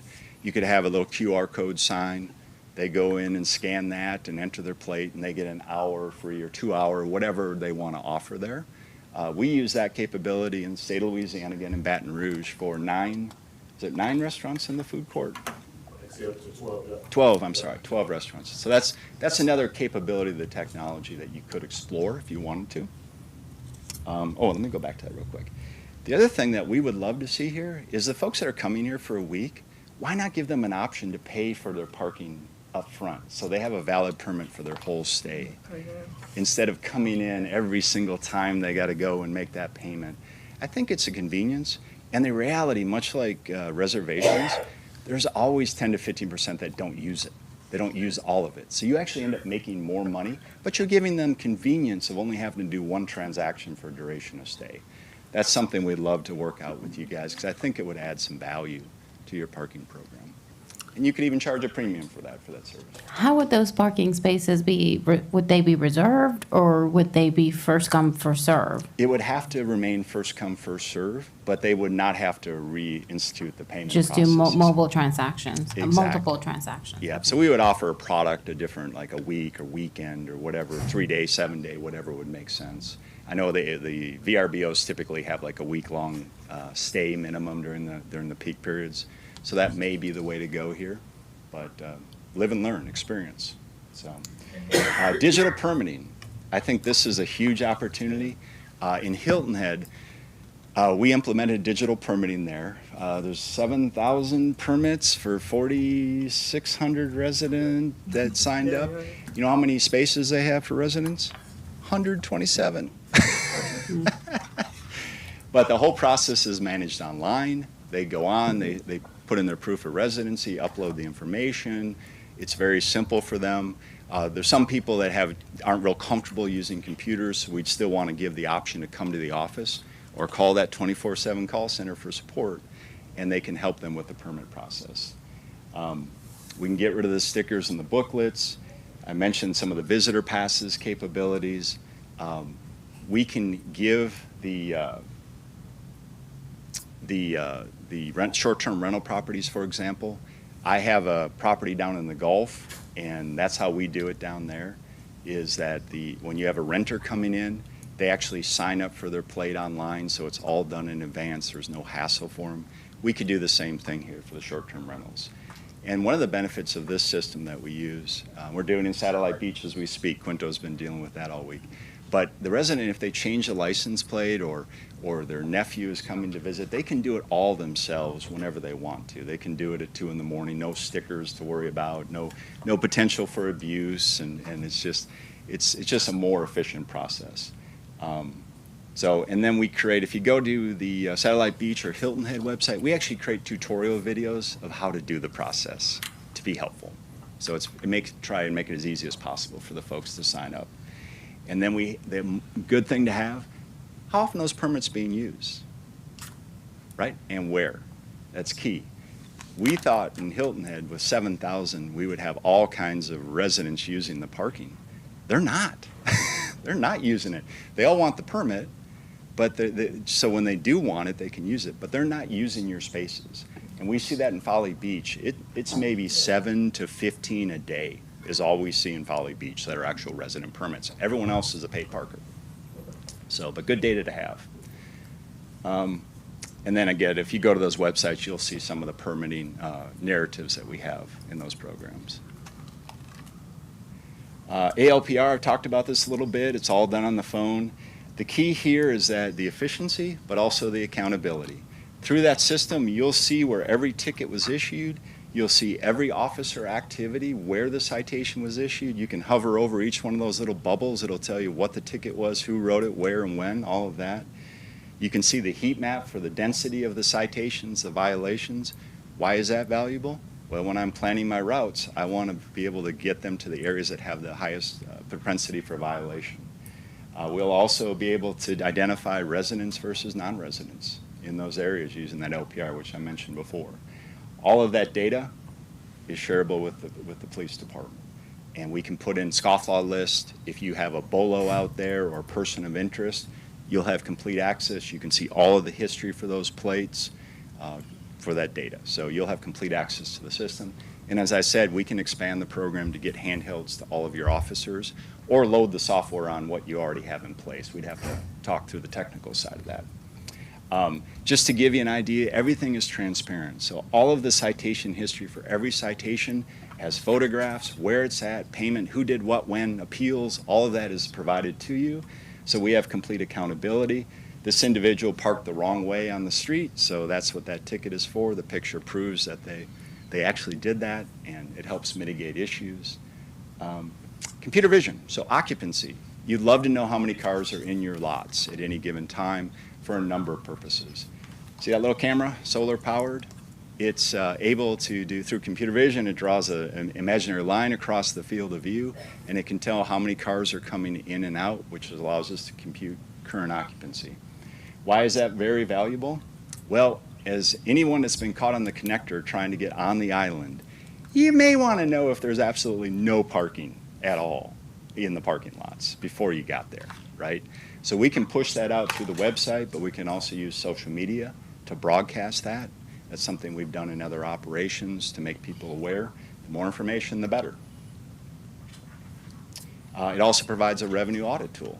So if we knew there was 400 cars in the lot that day and we only had 200 payments, we're not doing a good job. And we're open to that scrutiny and accountability the whole way. Historic data lets us plan. We'll know what our seasonal trends are with great detail. Match that up against the LPR data, and I feel real good that we know what's going on in all of the parking programs. As I mentioned before, these cameras are just basically cameras, much like you have today, but they have software running on the back end that's doing all this fancy, I guess it's AI, computer vision, whatever word you want to throw on it. But it can do other things like alerting. So if there's someone activity at an unusual hour or time of day or whatever, it can actually generate an alert for someone, hey, this is unusual. Maybe you should be aware of this. And so it can do things like that. It can also do loitering. If people are staying in a certain area for longer than we want, you can set parameters. We do that in Lexington, Kentucky. We can send an alert. If there's a group of people that are congregating in a certain area that we know could be problematic, again, it can automatically generate alerts. So time limit enforcement. So we can do it with the LPR, but we can also do it with sensor technology. Those sensors we actually use in Hilton Head to monitor the residential parking spaces, real-time occupancy trends, and if you did want to do time limits, this is a great tool because it's automatically going to tell you if someone stayed longer than an hour or 2 hours or whatever you set your. So it's a great tool to use for data, enforcement, and management. Data and transparency. Everything we do is customized. Not one of our clients gets the same report. Now that drives our accounting team crazy, but I don't care. We want you to get the data in a way that makes sense to you. Total access to all the dashboards. This is just one of them that we'll provide to you. It tells you the citations issued, total scans, if there's any voids, all of the data, historical. You'll be able to see trends in transactions, mobile payment versus kiosk. All of that will be available to you. Why do we want that? Because we want to sit down and set standards and goals, KPIs, key performance indicators. What are the targets? Quinto loves this. He loves when we know exactly when we're doing good. And if we set a goal, an objective goal, and we're not meeting it, then we've got to do better. If we're exceeding it, then we reward our people, and we've got happy clients. Good meetings, right, Brian? All right. So all of that rolls up into complete access, complete transparency for you all. Even on the appeal side, everything is handled there transparently. All the pictures, communication, appeals can be done online. You'll see all the history. If we do have administrative review capability, why we're voiding tickets. In Folly, we're very liberal, and the city is very comfortable with that. If someone just made a simple mistake and they've never had a violation before, odds are that Becca, our manager, will choose to void the ticket. But it will all be documented so everyone can see why she did it and the history of it. So, citation collections. In Folly, after 91 days, any unpaid tickets go to the collection process. We have an agency that we work with called Unique. Their specialty is library fines, so they're used to going after small dollar. They take a very soft approach. They call it a gentle nudge. They follow all the rules. They're licensed in every state.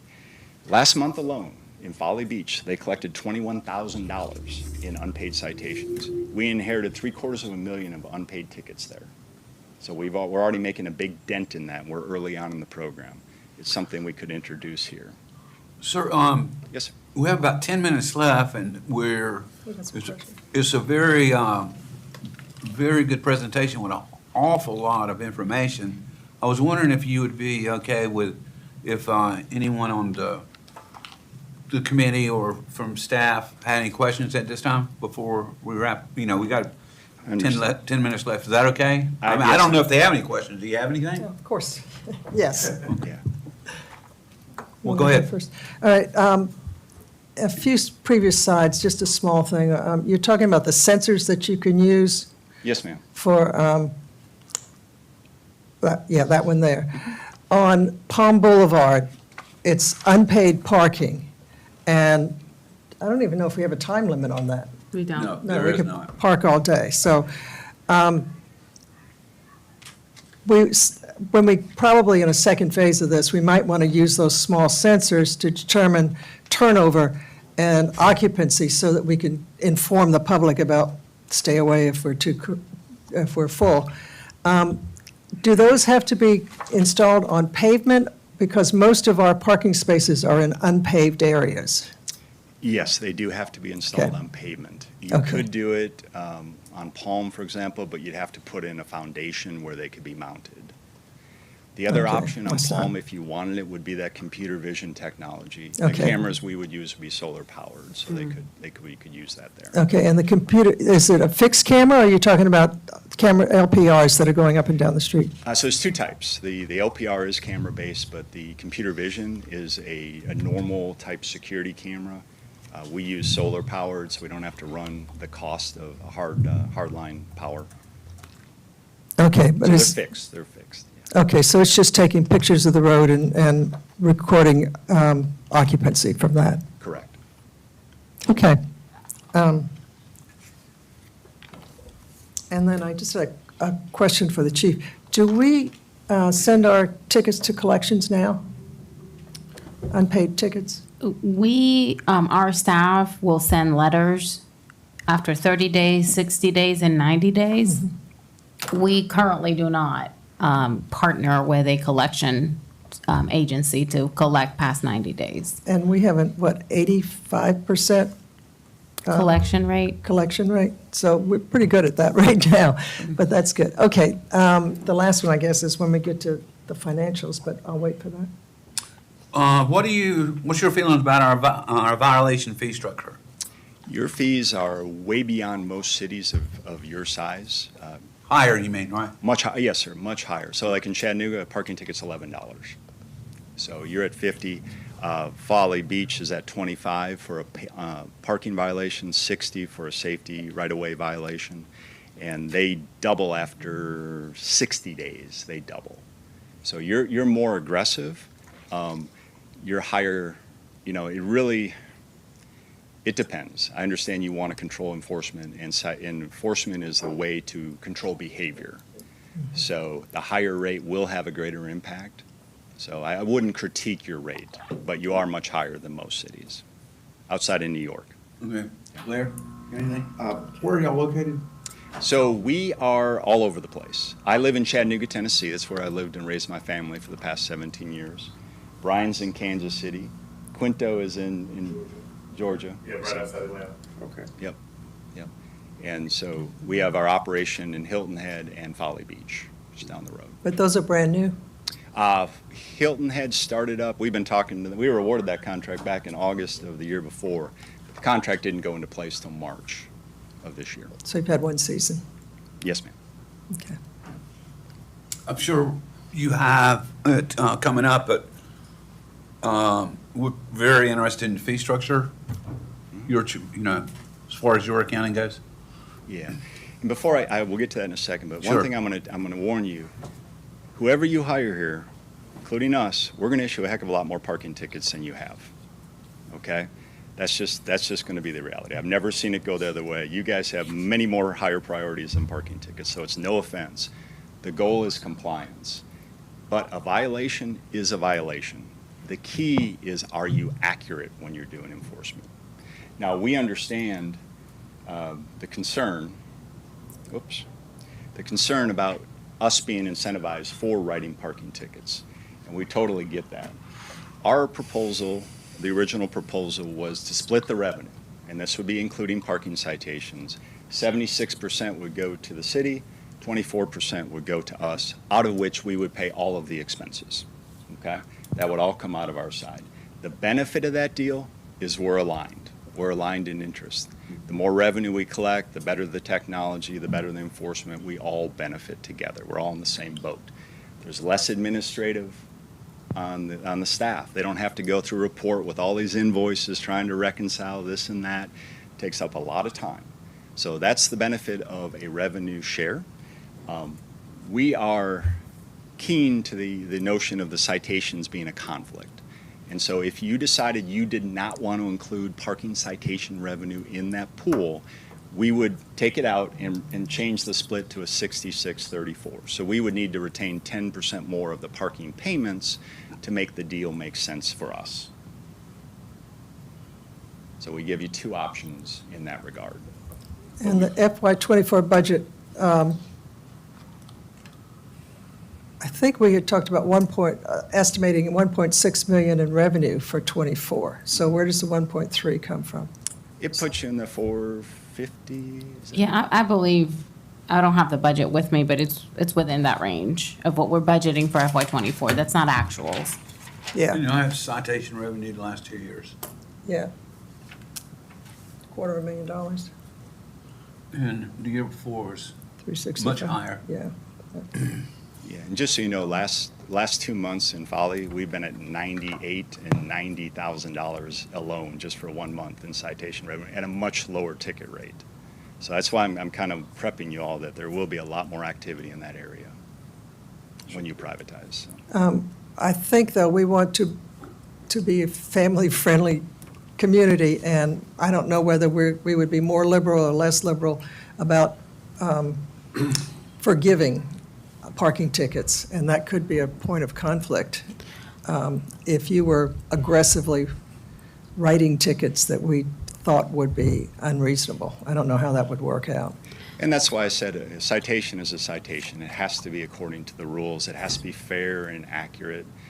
If it's not, and that's why the fixed camera system is just not going to deliver the results you're going to be happy with, I'm pretty sure. But again, we want to align, like if we're administratively voiding tickets, we want to have a set standard, you know, and that'll be determined together. It won't be us saying this is the standard. So if you did want to back the citation revenue out of the revenue split, again, we're more than comfortable doing that. Yeah. I think we need to decide that Okay. later. We've got 2 more minutes. Would Okay. Any other you questions? have the summary for us? Yeah. Oh, sure. So a lot of this is, you know, why choose us? And one of the key reasons is this is all we do. This is what we live and breathe. We see it in every city. We're talking to city councils. We're talking to constituents. We're dealing with developments. This is our specialty, and we're small enough and skilled enough to give you accurate, good consult. Deal with owners. Call any one of our clients. Ask them if Brian and Jack are available on their cell phone. We are, and we're taking calls. Brian was just in Oklahoma City. Quinta was just down in Satellite Beach, and I was just in Chattanooga at the board meeting there. So smart technology. I can tell you what we've designed is a very efficient approach to bring here, and it will improve the customer experience and your access to data. We don't want any secrets. We want complete transparency and accountability in our dealings with you. We don't mark up anything, right? What we say we make is what we make, and there's no games being played there. And then again, I think the local resources, especially with Folly Beach, we have 4 full-time employees and about 8 or 9 part-time employees. A lot of our employees over there are retired. We have a retired bank executive. We have a retired colonel in the Navy. So that's the sort of pool we're dealing with. It would be great. It would be helpful to Folly Beach as well as you to be able to share some of those part-timers to get good coverage of the program. So that's one of the benefits that we can bring. And one of the things we love to do is invest in the community, invest in our people. If we are awarded the contract, we will donate every year of the contract to the Connector Run. We love the cause of that, to preventing child abuse. It's something that's very near and dear to my heart. And that's something we would love to do because we want to be engaged at all levels. We're not just here to run a contract. We're here to be a part of your community. So with that, I think that we'll wrap it up. And if there's any more questions. 12:03. We're done. Yeah, where's your, yeah, Okay. thank you very much. Thank you. Thank you very much.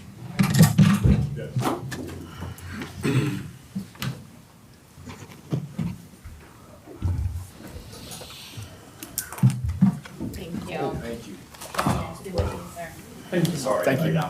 Oh, no, Bye, thank it's you. very nice. Thank you. Nice to meet you. Very impressed. Thank you. Nice to meet you, sir. Bye, thank you for this presentation. Bye, thank you so much. Hold on, this one, let's see that too. Please, Is that fine? please, All right, good. please. Thank you. Thanks for Well, that looks more interesting. Let's watch that. Whatever that was, Adrian. Well, that's yours. I don't wear shirts with logos. I'm not 12 years old. Well, people say I act like I'm. Yeah. Well, that's one of the reasons I like you so much. And your attitude. Just kind of wanted you to know. We went out, they asked for all the drones in the area, so we sent our drone team. And then they specifically asked I for thought they safety were, and sauce I like both Pivot and these people Was it very much. a stop? What The only generator? downside I had with these The guy people got involved is in the shooting. they're not local. No, one more. No, there's Pivot one is- more. Pivot was local and has more experience with each parking. I think we parking. have. No, pivot for me. Yeah, I've got mine on pause. What does that mean? Oh, we're live. Yeah, like, Well, why don't y'all say something? I think what we know that you want me to give you a phone call. All It's right. been 2 hours. You know, we're a little, This is, Oh, okay. who was the boy. guy out of Texas, the rich guy out of Texas that, no, don't say I it. think she's muted. no, he was Maybe. accused of murder, being a I serial mean, I killer. muted it. Or And he paused it. goes to the, and he gives the interview, goes to the bathroom with a live mic on, and confesses in the bathroom, talking to himself, because he's crazy. I forgot what his Did it name. hold up in court? Oh, yeah, yeah, he's in jail. I know who you're talking about. I can't remember his name.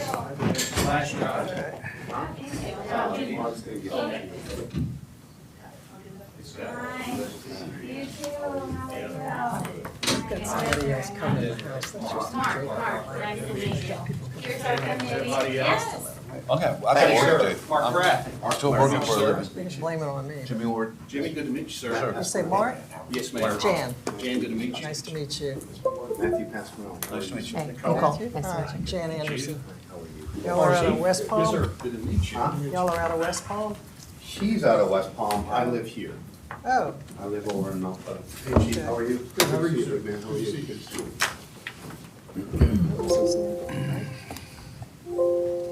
So once Okay. Amy sets it up, we'll be ready when you are, right? Just let me know, Amy, when you're ready. Are we behind schedule or are we okay? No. We're right on we're schedule. Perfect schedule. What do you need me to keep this to? 15 minutes? 20 We have minutes. 40 minutes for each 40 minutes, right. presentation, including questions and So I've kind of tried to mentally keep this to 20 minutes, if Perfect. that works with you. good. Yeah, Then we Okay. have time for that works questions. great. Yeah, good. I hope you have a ton of questions. I have one question before we start. Yes. And that is, you're out of West Palm. Yes, ma'am. I used to work for a firm called Kimley Horn and Associates. Gosh, yeah, I know Kimley Horn. Yeah. Know people within Kimley Horn. Yep, that was That's a my great firm. first job out of college. I was a traffic engineer. I'm a traffic engineer. Kimley Horn is right across the hall from us. Oh. They just moved into 3,000 or 4,000 square feet right across the hall from us. Did you ever know a guy named Bob Chapman by chance? I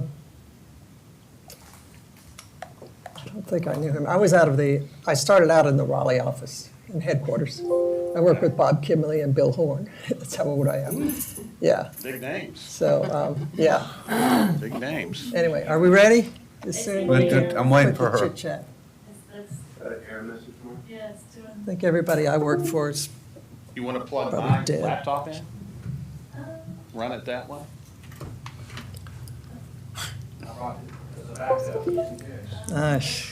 you've done this before. Yeah, unfortunately, we get into these things and all this high tech that's supposed to work Done, yeah. effortlessly does not. Amy's good, though. I mean, thank you, Dan, but I've got it. I didn't Oh, know God. this. Or if you have it, hit that you can email. I once it brought to us. everything I needed for a It's just like presentation trying to except put it on a place to put the computer on. And there was no tape. I had to hold the computer in my hand for the presentation. For the next 10 years, every place I worked, I had a table in my trunk, just in case. Good idea. I know. See, we got a letter from Mrs. Myers this morning. Yes, came in, Yeah, Did you read it? yes, I did. Who is it? Just came in a little while ago. Oh, Katie? We're on. Ashley, can we plug you into Desiree? Yeah. Yeah, let's do that. Whatever you guys need. She's got a, and I can give that control of the TV. Pray to the battery gods that my battery's What do you have? Is it a USB charger or? Oh, Yes. I think I'm good. I think I got No enough comment. juice to last through this. The mic's on. yeah, okay. You got it. You got it? Oh, No. Yeah, it doesn't work. so what I can do, Mark, is you tell me next slide and I'll, Okay. Put the clicker into that. Happy to. this is your charger. Right here's the port. Okay. We're still right on schedule, Here, I'm gonna 12:10. plug the Right, clicker yeah, into not yet. hers so that you can click from there. Hopefully. Good deal.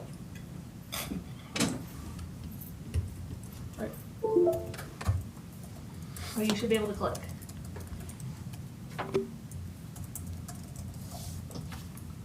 Or, There we go. okay. It's working. Yeah. Thank you, Amy. Am I good to go? Yes, sir. I'm waiting on Amy. Just- Yeah. I'll let you know. All right, we're ready. Okay, it's time for our fourth presentation, and this is one parking. Thank you, sir. Go ahead. Thank you. Happy to be here today. There you go. Okay. I think you're maybe hitting the wrong. Yeah, I There sure you am. go. Thanks for seeing us. Thanks for taking our presentation. I'm Mark Pratt. I'm from West Palm Beach. I've been doing parking for about 40 years now, starting in Lexington, Kentucky, and at last count, been in about 48 different markets across the United States, always in the United States. Matt Pasquinelli here. I'm going to let him step up and say a few words about himself, but he's our partner in this endeavor. Okay? Come up and say a few words, Matt. Thank you, Mark. Thank you very much for having us today. We do appreciate it.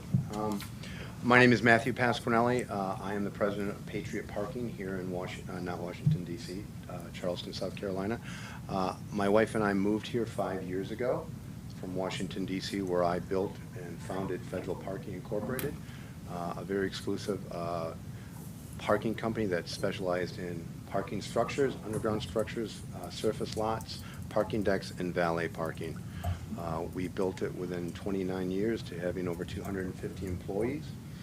Our foundation for Federal was customer service. We started out doing valet parking for some of the finest chefs in their restaurants in the Washington, D.C. area for over 25 years. I can count Roberto Donna, Jose Andres, Jean-Marie, some of the finest chefs in America as our clients. We also built a reputation to doing special events where I could count on, for over 25 years, my clients for some of the foundation families of this country, the Rockefellers, the Marriotts, the Kennedys, the Obamas. I've worked with every president since Clinton and consider them clients of ours to this day, and it was all based around customer service. You had mentioned before, Desiree, that you want a white glove approach here on IOP in dealing with the residents and how parking is done. That's all Federal Parking was built around, was a white glove approach to things on customer service and return on investment. I've known Mark for over 15 years. We've done many things together, tried to do things together, but we've got a fantastic friendship. He is a guru of technology. I'd like to consider myself the guru of customer service. And I'll close with just this, that as far as I'm aware, I'm the only one that drove here today. Everybody else flew in. I live exactly 7 minutes away. And my position and Mark's is that if there's ever an issue here, 24 hours a day, 7 days a week, I'll be showing up. You got a problem, Kevin? I'm coming to see you, and you'll see me, and you'll tell me, Matt, we got a problem, handle it, and it'll be done. And I don't know if anybody else can do that. But I'll turn it over to Mark. Okay, our company, by the numbers, and I'm going to kind of fly through some things here so we can get to the tech side, which I think is the most important thing in our presentation. 20 years in business. We are a WBE firm. Kirsten Dolan founded the company with her late husband, Greg, nearly 20 years ago. Greg passed on about 6 years ago. We have about 125 locations in 14 different markets. We have a nice track record of increasing the net income to the owner by 15 to 40% once we assume the management of a parking facility. And I have a slide in here to back some of that up. This is a presentation I did last week. I am the chair of the research committee for the National Parking Association. I was asked to give a presentation about the comeback from COVID. So I gave a presentation, and one of the slides was this slide here. According to Ernst & Young, we are still 24% from the comeback in an office environment with monthlies, et cetera. In municipal environments, on what they looked at from 2019 to 2022, municipalities had come back at about a 1% clip. What I embedded was a comment. It's a blessing to be down in Florida during COVID. Everyone wanted to come to West Palm Beach, and we fairly exploded. COVID hit us on March 17th. We were coming back by May. People wanted to be outside, they wanted to be in the sun. We were the recipient, and we came screaming back. This is a depiction of our Pompano Beach operation. We took that in 2021. From 2019 to 2022, the revenue has gone from 2.3 million to 5.1 million, so a little more than 2.2x on the revenue comeback because of beautiful, sunny Florida where everyone wanted to be.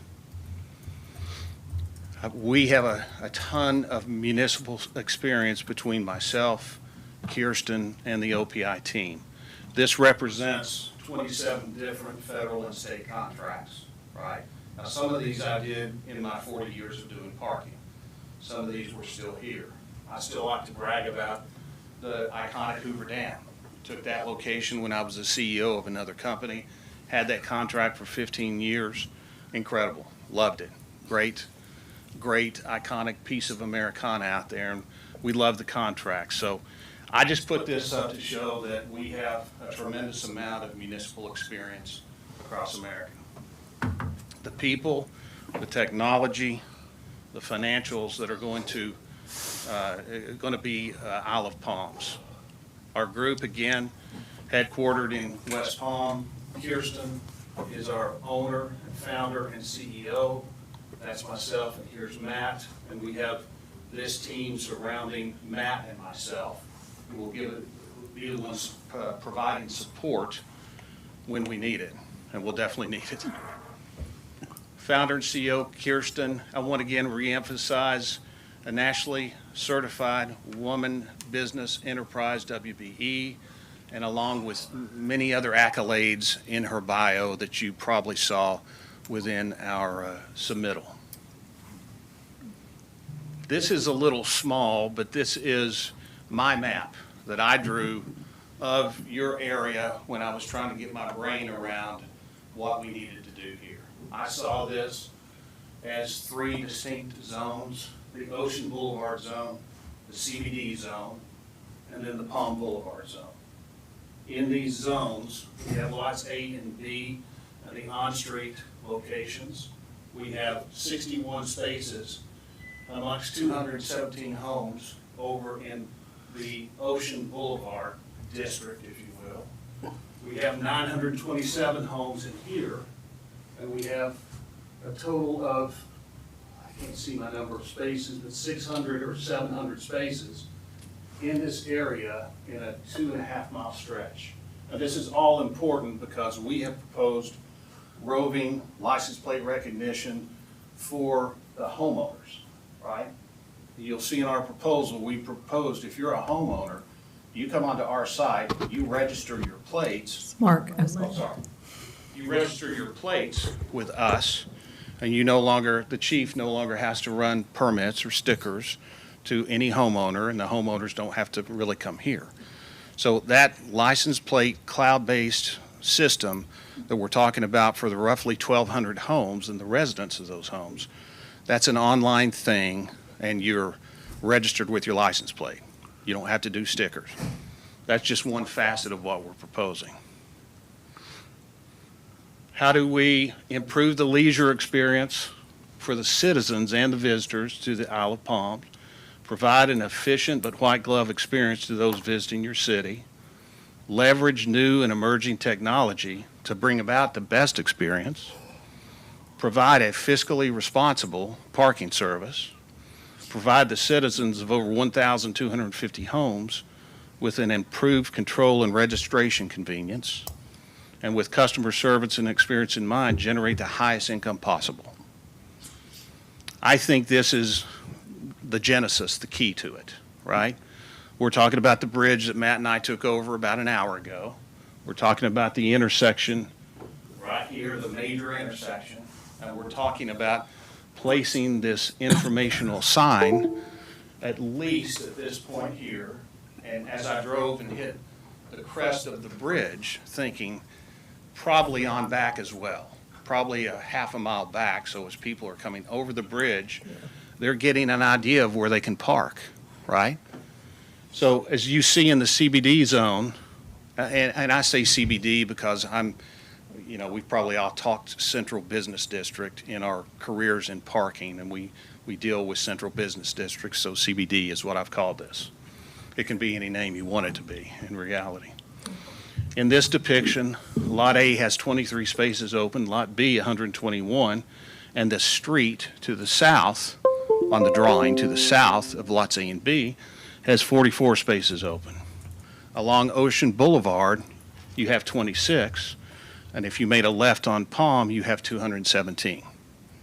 So the people are coming, they're setting. I understand the bridge can get quite backed up. Then people really take their chances on what direction they go. With this, at least once on the bridge, they know where they can go before they hit this critical intersection. How do we do this? The tech that drives the information. In-ground sensors along Palm and Ocean Boulevard push open space counts to what I call the informer, that sign that I just showed. This sign, that's what I call the informer. In-ground sensors embedded in the spaces in the CBD zone, on-street spaces, that push that information, and then in-lane speed bump type sensors at the entry and exit of lots A and B. These are quite simple and quite easy to deploy. The single-space sensors are not. The single-space sensors would be a big job. I drove the area a month ago via Google Earth, which is a fantastic thing anymore. I visited Isle of Palms via Google Earth when I drew the map, right? And then Matt and I have visited a couple of times just 2 hours ago to drive it again, become reacquainted with it as I sat and talked to you. We would have to create a concrete plate, if you will, with a sensor in the middle, dig down, embed the plate and the sensor so you could mow over it.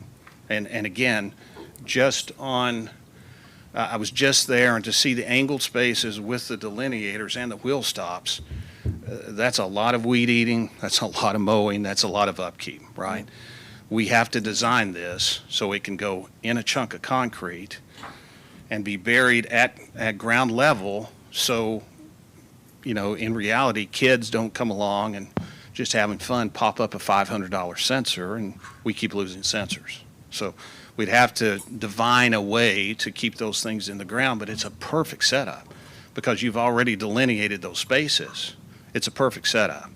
The on-street spaces to the south of lots A and B, that's already perfect. We can topically mount these sensors in a surround that goes around this sensor here. We just set it on the ground. We can epoxy, or we could Tapcon that into the ground, and you have your sensors. You never have to plow for snow, so something topically mounted would work. The thing that I would probably need to talk about with someone in the room is anything that's above ground can be deemed a trip hazard. And if someone's walking out of their car with a beach ball and all the stuff for the kids, they could trip and fall over that sensor, and that would be something we'd have to talk about. But this is possible, that information is possible via these sensors.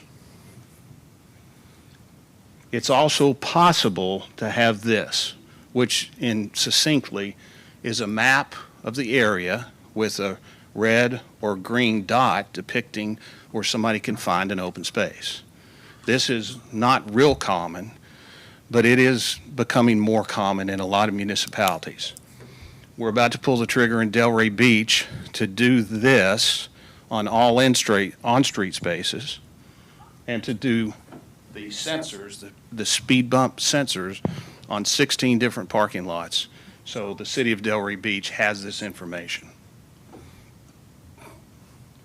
Long story short, it takes a lot of tech to get there. This is also in our proposal, so if you wanted to dig into it, but you see that between these two sensors, the repeaters are cellular. I mean, the beautiful thing about this is where, 10 years ago, if we wanted this information, we're running conduit and comm lines everywhere. Now, because of these cellular repeaters and because of the cloud, we don't have to do any of that infrastructure work that just a short while ago we would have had to do. That's what makes all this possible. LPR technology monitors the parking in front of more than 1,255 homes. Now, I could be wrong about that, but frankly, I Google Earthed again and broke it down into sections that I could actually see and counted your homes that are showing on that map. I think there's 1,255 homes, but somebody in the room could probably correct me on that. That's a lot of homes. That's a lot of people that have to register to be able to park in their homes, and they have to register their guests, if I understand correctly, if they want a guest to be able to park for any amount of time. I also think that the chief and his officers probably have more important things to do than delivering stickers and maybe worrying about this. This truck has got LPR cameras on the top of it. They simply drive the neighborhoods, and if Blair had registered his plate through the system, when that truck sees Blair's plate, it's registered as the owner, it's okay to be there, all's well, and we drive on. If Matt is parked and his plate is not registered, and he's parked around Blair's house where he shouldn't be, then we get a notice and we issue a citation from the truck. We have a printer, we have the goods in the truck necessary to allow us to print a citation right then and there and put it on Matt's car. Excuse me, we've been talking about doing this with, what do they call them? Our not golf carts, but the vehicles, the light service vehicles that we use. The same thing? Yes. The low-speed vehicles? Low-speed vehicles. Yes, ma'am. This is another depiction of what I was going to do in Delray Beach, right? And as Matt and I were driving the Ocean Zone, someone came towards us in a vehicle much like this that said parking enforcement across the top, right? I wanted to go all 100% electric vehicles in the city of Delray Beach. Long story short, I couldn't do it. These LPR cameras, the computer, the printer on board just draw too many amps from a fully electric vehicle. So we had to go hybrid in those vehicles in order to accomplish this in the city of Delray Beach. So I could talk a whole lot about that, and long story short, I could talk your ears off about a lot of this tech, and I'm trying not to dive too deep in that, and I'll be happy to answer questions for hours, but yes, sir. I'd like to be able to ask some as we go along, if you Sure, don't mind. absolutely. With this technology, sounds great and everything, but does it have any type of human connection? Like, let's say that he's parked in front of Blair's house, and he's got a permit to do that for 2 or 3 years, and then one day he forgets to put the permit in the window. Does he automatically get a ticket, or would he get a warning? If we made the change to he no longer needs a permit, nobody needs a permit. Right. People go onto a website, they say, I live here, here's my car, here's my plates, for almost an unlimited number of cars. If you had 6 cars at your home, that's fine, right? If you had a guest coming in, you register that guest in the very same fashion. That goes to our cloud, that goes to this in reality. we're driving that vehicle along, we see one of your 6 cars. I see, I The understand. query goes to the cloud, and we either write you a ticket or we don't. Now, that's a critical issue, Mr. Ward. Yeah. There has to be a way to talk about the issue of us issuing a citation, and it's a circumstance like you just mentioned. Yeah. We take our leniency or not, those marching orders from you. Okay. If you want us to be very strict, we can be very strict. If you want us to be lenient, and there's always a way to argue the citation. There has to be. There has to be. So they can call us, they can go onto the site, they can argue the citation in many ways, Great. right? If I Sure. come back and Desiree says, I don't want you to conduct business in such a lenient fashion, then I can ratchet it down a bit. If you come back and say, you're issuing too many citations and we're having issues, then I can lighten up a bit. Understand. Okay.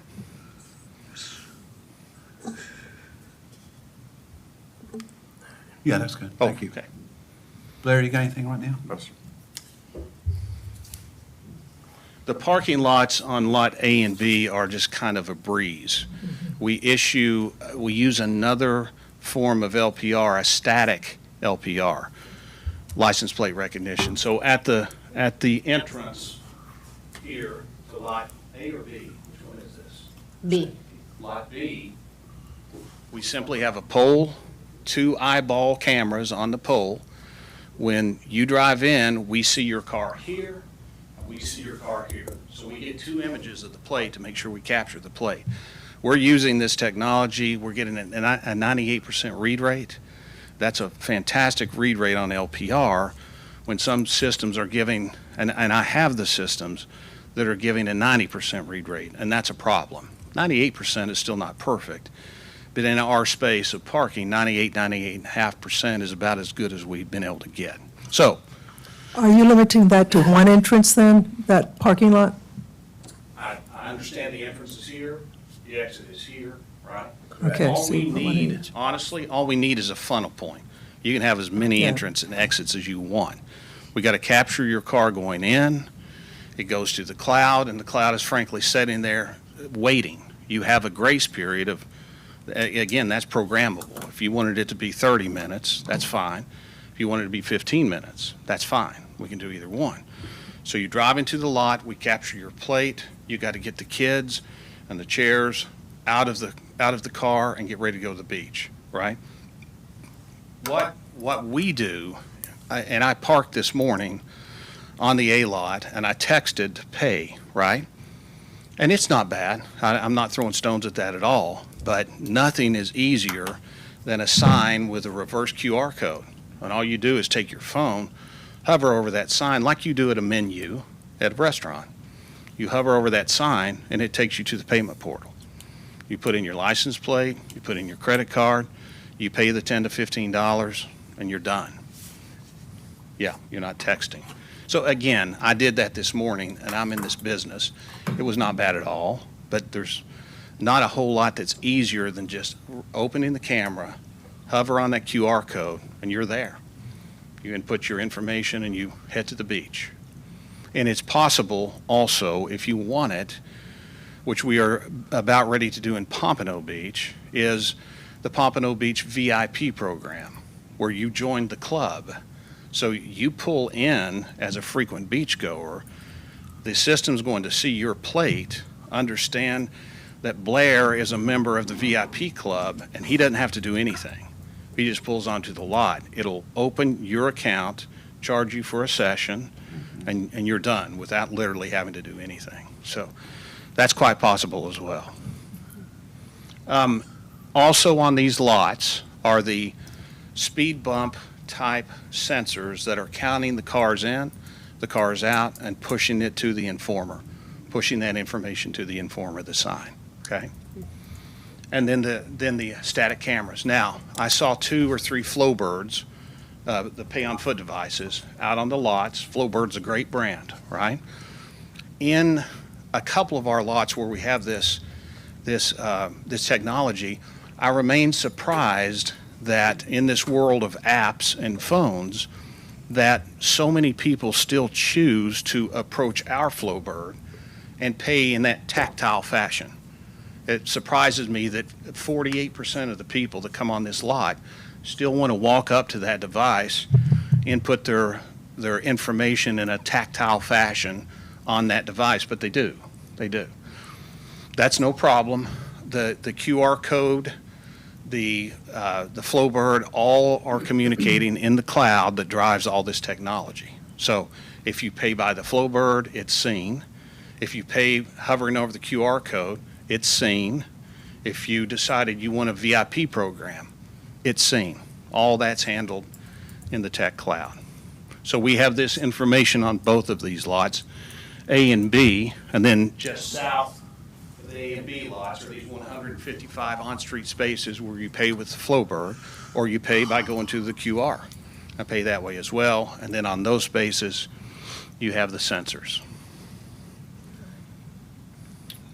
The pro forma information is also in the proposal. I was hesitant to put anything up here without including the financial information that we sent. I didn't know if you'd want to dig into that or not. I apologize. That's much smaller than I intended it to be. But roughly, we're $202,000 in labor on this timeline. This is a representation of the labor, right? This is the timeline, this is their rates. So there's really nothing to guess about here. It's all just basic math and spread out right here. If the chief came and said, look, based on my experience, that's the wrong work schedule, I suggest you make some changes in here, then we make changes in there, right? This is what we call a management agreement. If Desiree came and said, your labor is too little, I want you to add this, this, and this. We do whatever you need us to do. If we got out there and saw our labor was too much coverage, then we're going to come and talk and say, how about we pare this back just a little bit, and that, in essence, puts more money in your pocket. So that's the Monday through Friday in season. This lower portion is a Saturday and Sunday. On Saturday and Sunday, we have a $99,000 spend. On Monday through Friday, we have $202,000 spend. In the off-season, much lighter, Monday through Friday, a $42,000 spend, and on Saturday and Sunday, we have about a $12,000 spend, for a total labor cost of $356,000 through the year. And again, all this is in our proposal. All other expenses bring our total expenses to $514,000 against, and then we apply the management fee, our profit for doing this. And we've measured that as 2.9% of revenue up to $1.664 million, and then 5% of revenue above $1.664 million. And the $1.664 million, I believe, is in the RFP documents as the revenue stream last year, I think. So, again, there are a million ways to skin this cat. I mean, this is the heart of the matter. If we talked over a line item that you said you shouldn't have that here, we don't do that, we don't need that, then we remove that line item and our expenses become less. So all of our expenses are completely transparent. I am upon about 17 minutes now, so I got 3 more minutes to speak, and then I'll take any question. The citation is important to talk about, right? If someone parked in front of Blair's house and parked and blocked his driveway, they need a citation. We issue the citation via the technology that I've shown. They receive the citation, and they have, typically, we have 14-day cutoffs, and then the citation increases, right? So all of this technology having to do with the static LPR, the city does not cover the cost of that. That is covered through the convenience fee to the parker. The convenience fees and their share of the citation that comes to us, that convenience fee goes to pay the CapEx for those cameras that are installed on this. Now, the speed bump sensors are a cost that I've itemized, right? The in-space sensors are a big cost at $400 to $500 a piece that I've itemized in the proposal, right? But the fixed LPR cameras are not a cost to the city. That's covered through the citation fee, right? That gets to be a little complex. I can talk till the cows come home about this if you decide you want to. Then why one parking with 1 minute left? I think there's many reasons. We strike a balance of people and technology. We are going to improve the capture rate of the violators. Process efficiencies resulting in significant financial improvement. Where we've installed this technology, our revenue has fairly exploded. Fully customized operations plan and spending plan. There is just so much in the revenue and expense pro forma that it's hard for me to even touch on it in 20 minutes that I have to speak. That if you decided you wanted to work with us, then the contract requires scrutiny, and you telling me whether we were correct about our operating pro forma requires scrutiny. That's a couple of long meetings to get through that. Then municipal experience. I've been doing this close to 40 years. Kirsten's been doing it 35. So just between the two of us, we have 75 years of experience. Matt's been doing this 25 years. We're bringing decades of experience to the table. City of Pompano Beach, which I showed, results way exceeded pre-COVID. We got it in 2021. Now we're at 2.2 times 2019 revenue. So we've had some good results there. We understand municipal expectation levels. We understand we take our marching orders from you. Key personnel with over, again, 100 years experience.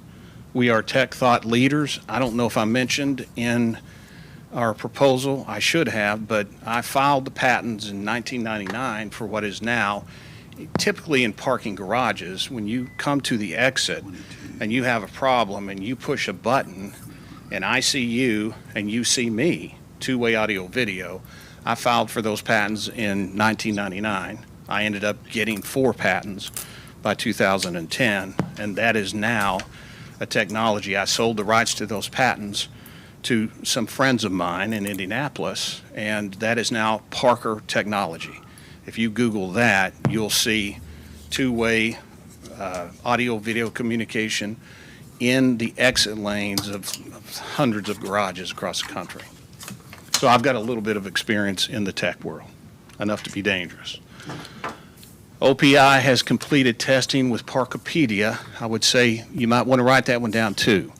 Parkopedia is like encyclopedia, but it's parking, right? This is a European-based company, and 10 years ago it started mapping all parking locations across America. Now Parkopedia is pushing information about those facilities into 16 different car brands, from Mercedes to Jaguar to Ford to Volkswagen, on and on and on. Parkopedia is the information engine for that tech into maybe one of your dashboards, right? What the auto manufacturers have started to demand is this. Let's say I own a Mercedes. I'm coming to a parking facility. I know it's there on my dashboard because Parkopedia is telling me it is. But I get there and there's no parking. It's full, right? Parkopedia has been searching for that last nugget of information. All their information is static. Rates, height of the garage, number of entry exits, what kind of lights, etc. Parkopedia can tell you all that. What they can't tell you is if there's a space available in the garage. Myself and a partner developed garage data starting 5 years ago, and I'm now pushing real-time counts to Parkopedia with the hopes and dreams of Parkopedia pushing that information into your dashboard, right? So we're bringing that kind of tech. We're the only parking company in America to be at this point with Parkopedia, where we can embed that type of real-time information into the dashboard of your cars. We pulled together the best of the tech brands to give the citizens and visitors to Isle of Palms a truly unmatched white glove experience. I think the informer, the sign, is critical. I think people making a decision before they get that critical intersection and making the wrong turn and finding that there's no space available in the CBD area. Everybody wants to go there first, I would imagine. There's no space. So people get there, have to turn back around and try to find someone somewhere else. Imagine if you know that information before you get to that critical intersection. That's a huge piece of our proposal. The people, Mark and Matt will lead the charge, but as I showed, there's dozens of people behind us. We have 700-ish people in our company across 145 locations. I happen to think we're experts in our field in all facets, not just tech, but liability, personnel, structural, if you have a parking garage, et cetera, et cetera. And again, critically important, I flew here today, but Matt didn't. Matt lives 7 minutes away. He ran federal parking for 25 years. He knows what he's doing, and he'd be our most critical asset here on the ground. And with that, 22 minutes, I'm finished and way open for questions. Questions? Yes, ma'am. Can you tell us some information about experience and what experience you specifically have had in the South Carolina area with Sure. beach communities? I think there was something that said you'd had a project in city of Charleston? Well, Or is that a long actually, time ago? so Brian and Jack were just in here. Those are good fellows. Brian Kern and Jack Skelton with the previous company, and we kind of did the handshake and greeted one another. I was the senior vice president of Republic Parking 15, 20 years ago when we ran everything in the city of Charleston. So I've had that contract here in Charleston in another life. Okay, but it was a while ago. It was a while. It was a while, right? Okay. Then, now, specifically beach communities, Delray Beach, Pompano Beach, and I think as of the end of this month, one more beach community in Florida that we're going to be picking up, but I just can't say the name right now. Those are our experience. As far as South Carolina, I've had experience over in the city of Charleston running all the municipal garages and locations. That's it. That's it. So I've had experience doing this, but not in Charleston, South Carolina. Okay, so the personnel that you'll be drawing from for this will be Mike, on site, Mike, and then everybody else will be new hires. Yes. Well, we have one manager in mind that would back up Matt. That's the most critical. Internal that you transfer here? No. A new hire? We transfer him from another city here Yeah. to work with Matt. Yeah. Yeah. But So- is he with your company now? No, he's not. Okay, so No. new hire. He's in parking, but Okay. he's not with our company currently. Okay, I mean, that's fine, just making it clear. Okay, okay. And I think it should be noted, we'd be happy to hire any of the former employees that have been hired by the city, this past summer or last summer. We have absolutely no problem bringing good people on and retaining them. They know how things work. Yeah, I'd love that. I mean, if you've got Well- great employees that you really like, as long as they can pass We our don't want you screening. robbing our staff. Well, as long as any employee can pass our screening, then, which is, a drug test and a typical background check, then they can come aboard with us. And then we train them to do this technology. And this technology, at first, is complex. You have to know how to manage the system, especially in the truck with the LPR system. The mobile LPR, you have to know how to manage it. So we have to take you to class on that. Okay? Thank you very much. Any other questions? No, sir. Thank you. All right, thank you, guys. Appreciate it. Thank you for your time.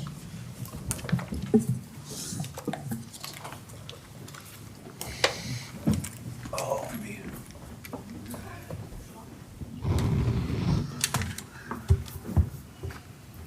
So Desiree, you want our homework sheets? Thank you very much. Thank you, sir. Thank you very much. Nice to meet you. Thank you so much. Thank you. Thanks for having us. Thank you, sir. Chief, thank you, sir. My pleasure. Thanks for your time. Appreciate you. Thank you, sir. Oh, that's right. Thank you. Thank you. Oh, no, I think. What? Adjourn the meeting. You have to Oh, you got to adjourn. Thank you. Been on TV forever. Thank you. All right. So, Uh-huh. so I guess the idea would be for you all to fill the scoring sheets. Yes. And then we can have an item on our next agenda for discussion to talk about some feedback about the presentations and help us narrow it down to 2 firms that will be walking and working on more detailed So you don't want performance. our sheets? If you have them ready, Yeah, okay. absolutely. If you want more time to go through some of the presentation and the information provided, certainly can do that. And then we'll have that conversation at your next meeting. Okay. Just wait, I gotta adjourn the meeting. Okay, well, that ends all 4 presentations. Thank you, everyone, for coming. Is there a motion to adjourn? So moved. Second.